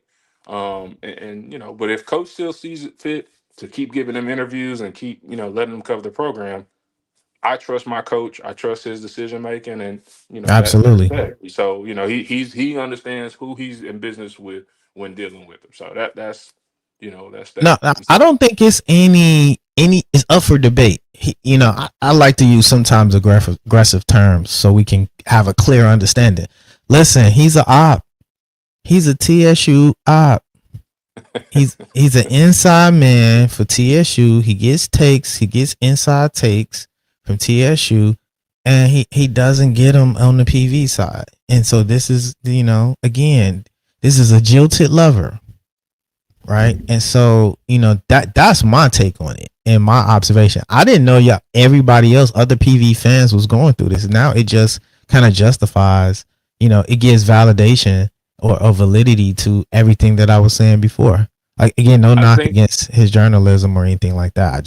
I think that's the move he's trying to make, to be like that internal guy that gets takes and, interviews players on the side, and he has hot takes and he can like drop news and stories and information ahead of everybody else. Absolutely. I mean, I think the last time I got into it with him was around the time we transitioned from Bubba into the search for a new coach, right? And I just felt, and we're going to just talk about it here publicly. There was a segment of our fan base and our supporters that felt like that was the wrong move to make, right? And some of them still believe that. As crazy as it is, I can never align with that methodology. That's the truth. And so I felt like, at that time, Terrence was once again just being slick, and how he was trying to frame the decision to not renew Bubba and et cetera, and not really Absolutely painting the picture for what it actually was, and giving a true objective look at it, in my opinion. But nevertheless, it's been a thing, and it is what it is. He's welcome to the hill. We still gonna feed you and all that stuff, but you just got to know who you're dealing with. So nah, that's what's up, man. Let me go and start winding now. I had something on. Is it still up there? Oh, shout out to PV. They, Pizza Hut. I know some of y'all have seen this. Pizza Hut in this one specific town in actually Florida, they're actually doing retro Pizza Huts. And would you know it? I don't want to spoil it. But would you know it that inside the retro Pizza Hut is what a PV jersey in the back? And shout out to the PV fans who've noticed this. I probably, my eyes are keen, but they're not that keen, especially if I don't have my glasses on. I would have totally missed that. But being that it's in Florida, no, it's not a FAMU jersey up there. They got a PV jersey. So all y'all Rattlers, y'all go support this Pizza Hut and be proud of the fact that they got a real HBCU and a real swag school up on their wall, and they know what time it is and they know the business. Well, so what's interesting about that, real quick, Sid, and I'm gonna jump off. No, go ahead. That retro Pizza Hut that's kind of been going popular. There is one very, very close to Prairie View. It's the one in Hempstead, right there. Oh, that's a classic PV Pizza Hut, man. Go ahead. I ain't gonna ruin what you probably gonna share. No. Go ahead. No, I was just gonna say I'm gonna leave it at that. I just think that people can do their own homework. What's the craze about the retro Pizza Huts and all of that deal. But we have one of those, is my point, very close, and I don't think a lot of people know that. But. Man, I got some stories from that Pizza Hut. My boy Craig used to work there, and he worked in the oven. Actually making the pizzas. You talking about free pizzas? He came a year before me from Chicago to Prairie View. And he worked a side job inside that Pizza Hut. And when I tell you, that Pizza Hut actually had a drive-through as well.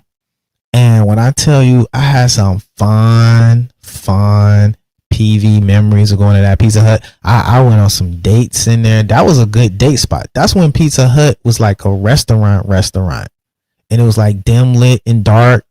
You know, Pizza Hut had the little the video game console in there too. They were like one of the first to have like, you know, Miss Pac-Man and Pac-Man and Donkey Kong and Mario Brothers. I'm telling my age with this one, but when I tell you that Pizza Hut in Hempstead was memories.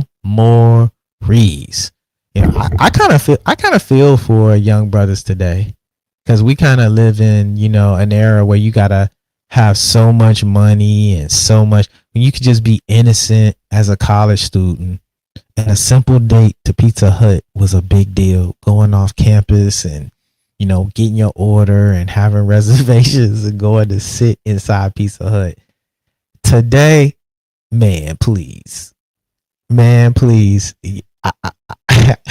I think you get laughed at if you told a young lady, not if she wasn't already in a committed thing with you, but somebody you just trying to get to know and said, let's meet at Pizza Hut. That probably ain't gonna go your way. Maybe in college still. Maybe in college. I had another clip.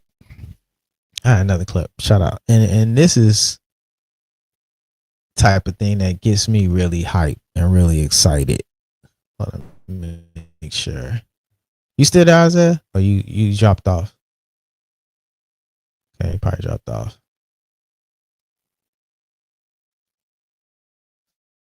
What's this young brother's name? Anthony Johnson. I don't know if you've seen this young brother, and this is one of my last clips. So if y'all hopping on, y'all better hop on now.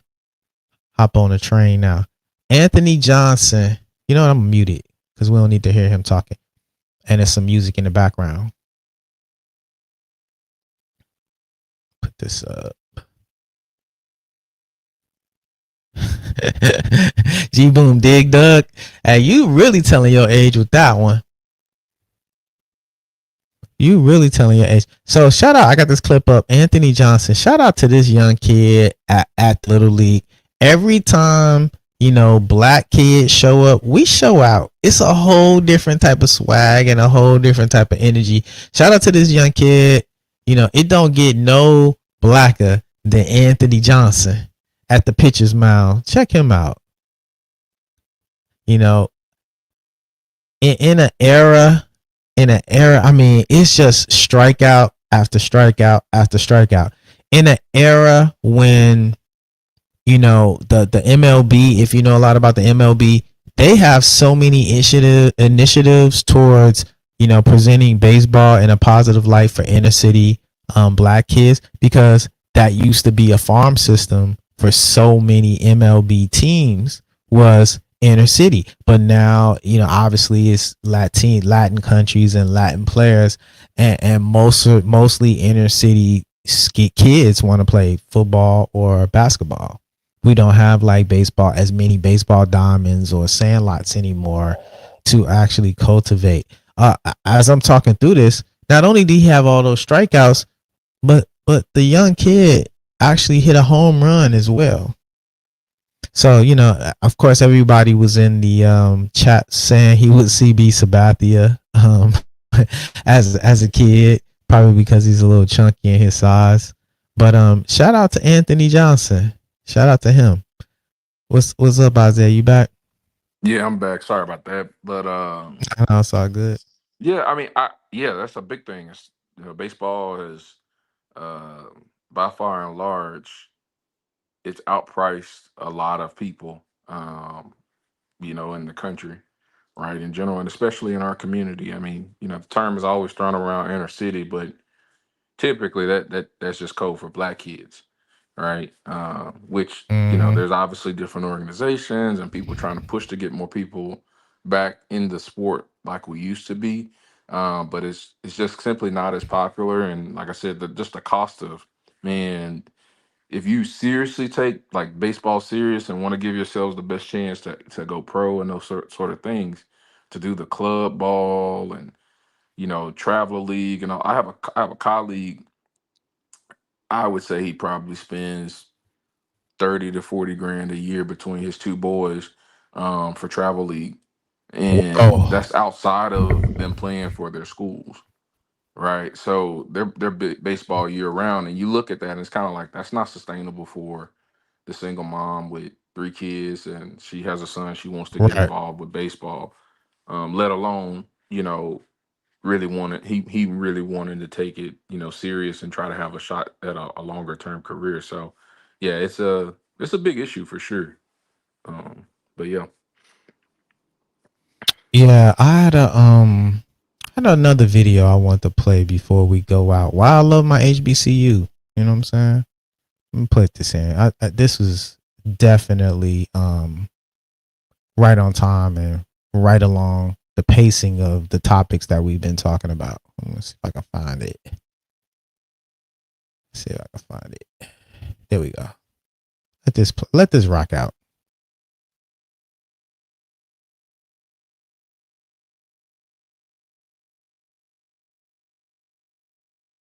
Did it come in?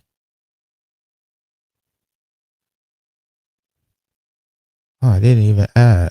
Hold on. Let me try it again.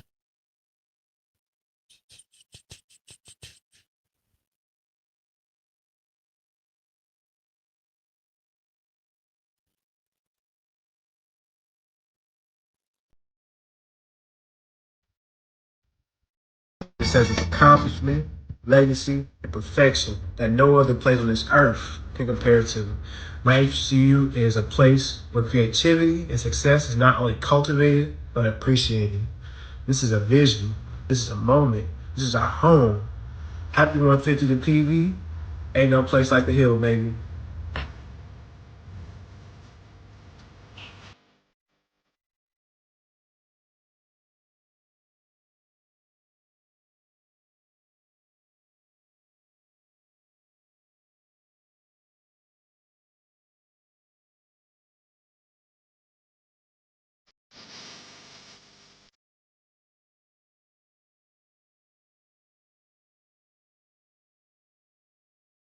Shout out to the I love my HBCU.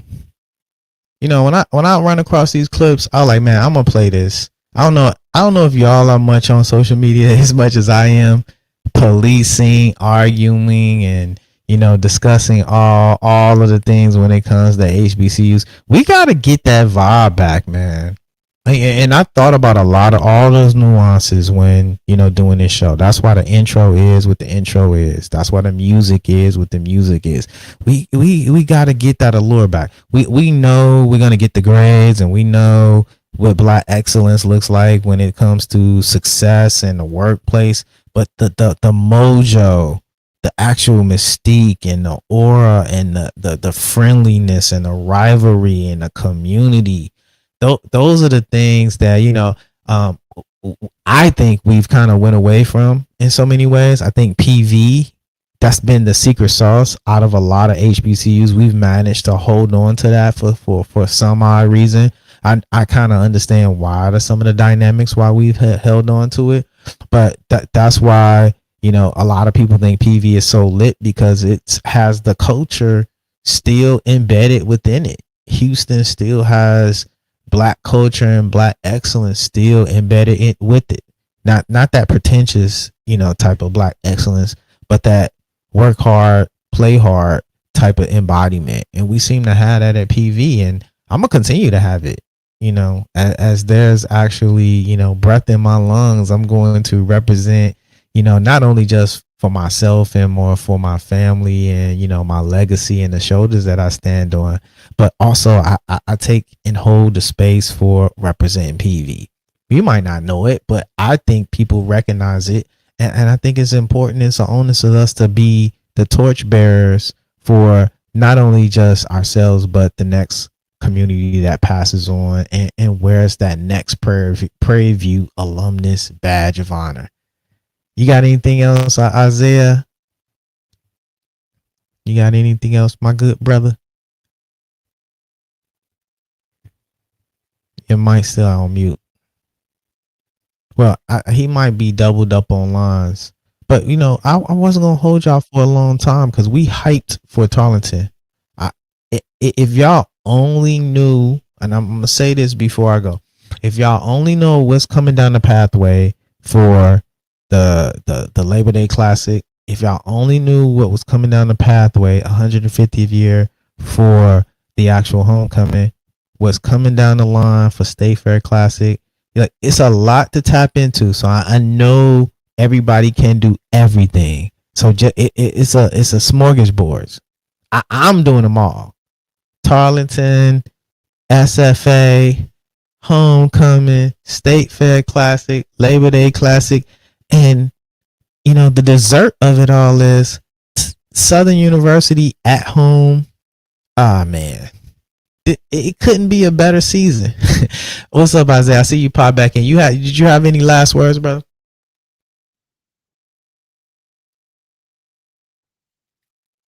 Ah, man, we're not even hearing you. I see you off mic, but we're not hearing you.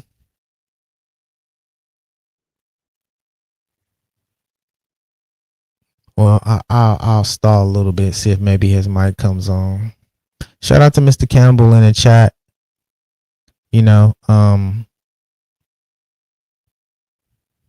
Okay, you still backstage. Yeah, shout out to Rocky and the Coaches Show and Sipping on Sundays. Even shout out to Zoe too, right?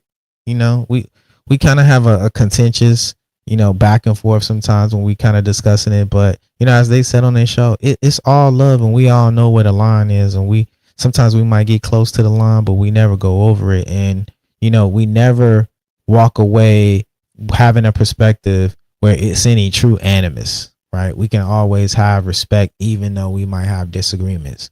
But with that being said, I'm gonna always end the show with the way I end it, right? As PV. Hold on, let me get this.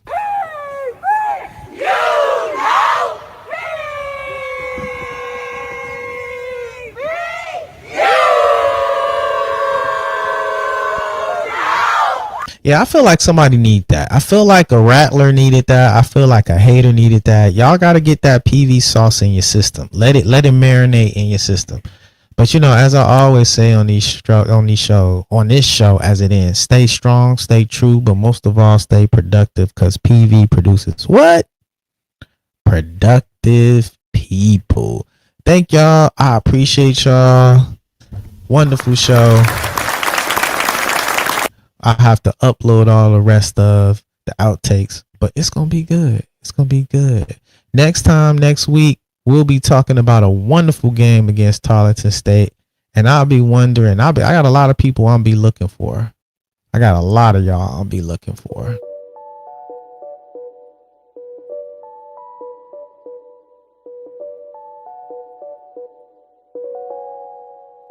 Do you remember when we first met? Well, I don't, but I remember how wet you get. But I won't disrespect you by dwelling on the physical aspect. Don't roll your eyes, cause we better than that shit. I'm talking about long life, being your boy's wife. A couple youngins running in the backyard. And my lord, you're still looking great, honey. And my God, you still can shake what make money. It's so vivid, can you picture it? Yeah, well tell me, do you think this ring fits? Word, your love is like the ultimate herb. You got me foot to the ass and the rest of the curb. It's like nothing to do, only for you I kneel and forget the brick. Love is the house we're building, the picket fence with the swing on the tree, with the words carved in it saying love is we. There you are, close enough to touch but still too far, because you're not mine yet. Stimulated by the conversation, mere presence. Other women ask what relation, none of the essence. Oh, who's that? She's a C, but you come first, like the A before the B. When you're gone, I will like the A before the B. Lie there and smell the scent you left on my pillow. A strong mind with the body to match. I won't bite if you promise not to scratch. You keep it real, just like the truth. Closer than twins, standing in the phone booth. Inspirational, treasured like a gift. What's success without someone to share it with? I used to be a dog, now a cool cat chasing cheese. And I blame Eloise. Eloise on my mind. Eloise on my mind. Eloise. Eloise on my mind. Eloise on my mind. Eloise. Eloise on my mind. Eloise on my mind. Eloise on my mind. Eloise. Eloise on my mind. Eloise. People everywhere wants to know her name. Her body is the essence and her claim to fame. She's got game, same. She's got plenty. Packing more good times that you might call a penny. Getting caught up with the thoughts of flying overseas, making all of the cheese, spending time with Aunt Louise. I picture hitting from the back like the snare from the track. I got the knack to be the Mac lips I wanna smack. Candle wax down the spine all of the time. Prophylactic on my tool, let me take you to school. Lesson 1, you don't have to run. And lesson 2, listen to my crew. Passion increases with exchange of saliva. Keep it Fahrenheit and call me Muff Diver. That be me, the K to the ING. My mode is excellent and my dream is Eloise. A soft whisper. She asked me, do I have the guts to kiss her? But as I sit and wonder, is she real? I picture. So what comes after? Put on Anita's rapture. Her feelings I must capture. Her soft lips. I take them quick and put them in my pocket. Cause they're out of this world like Space Lee and his sprockets. Somebody pitch me quick, I think I'm dreaming. Damn, she got me fiending. Her skin is so soft. It reminds me of the smoothest piece of silk. She's so sweet, her breath smells like carnation milk. So sweet. Carnation milk. Of all things, I'm your lady. Sweet baby. Hey, what up, boo? Words out, I'm the diva that you speak about. I hear you smitten about my well-written repertoire. You's a superstar, but it's you that I shine for. We go together like jeans, t-shirts, and sneakers. Player haters try to come between us, but never that. It is simply all of that.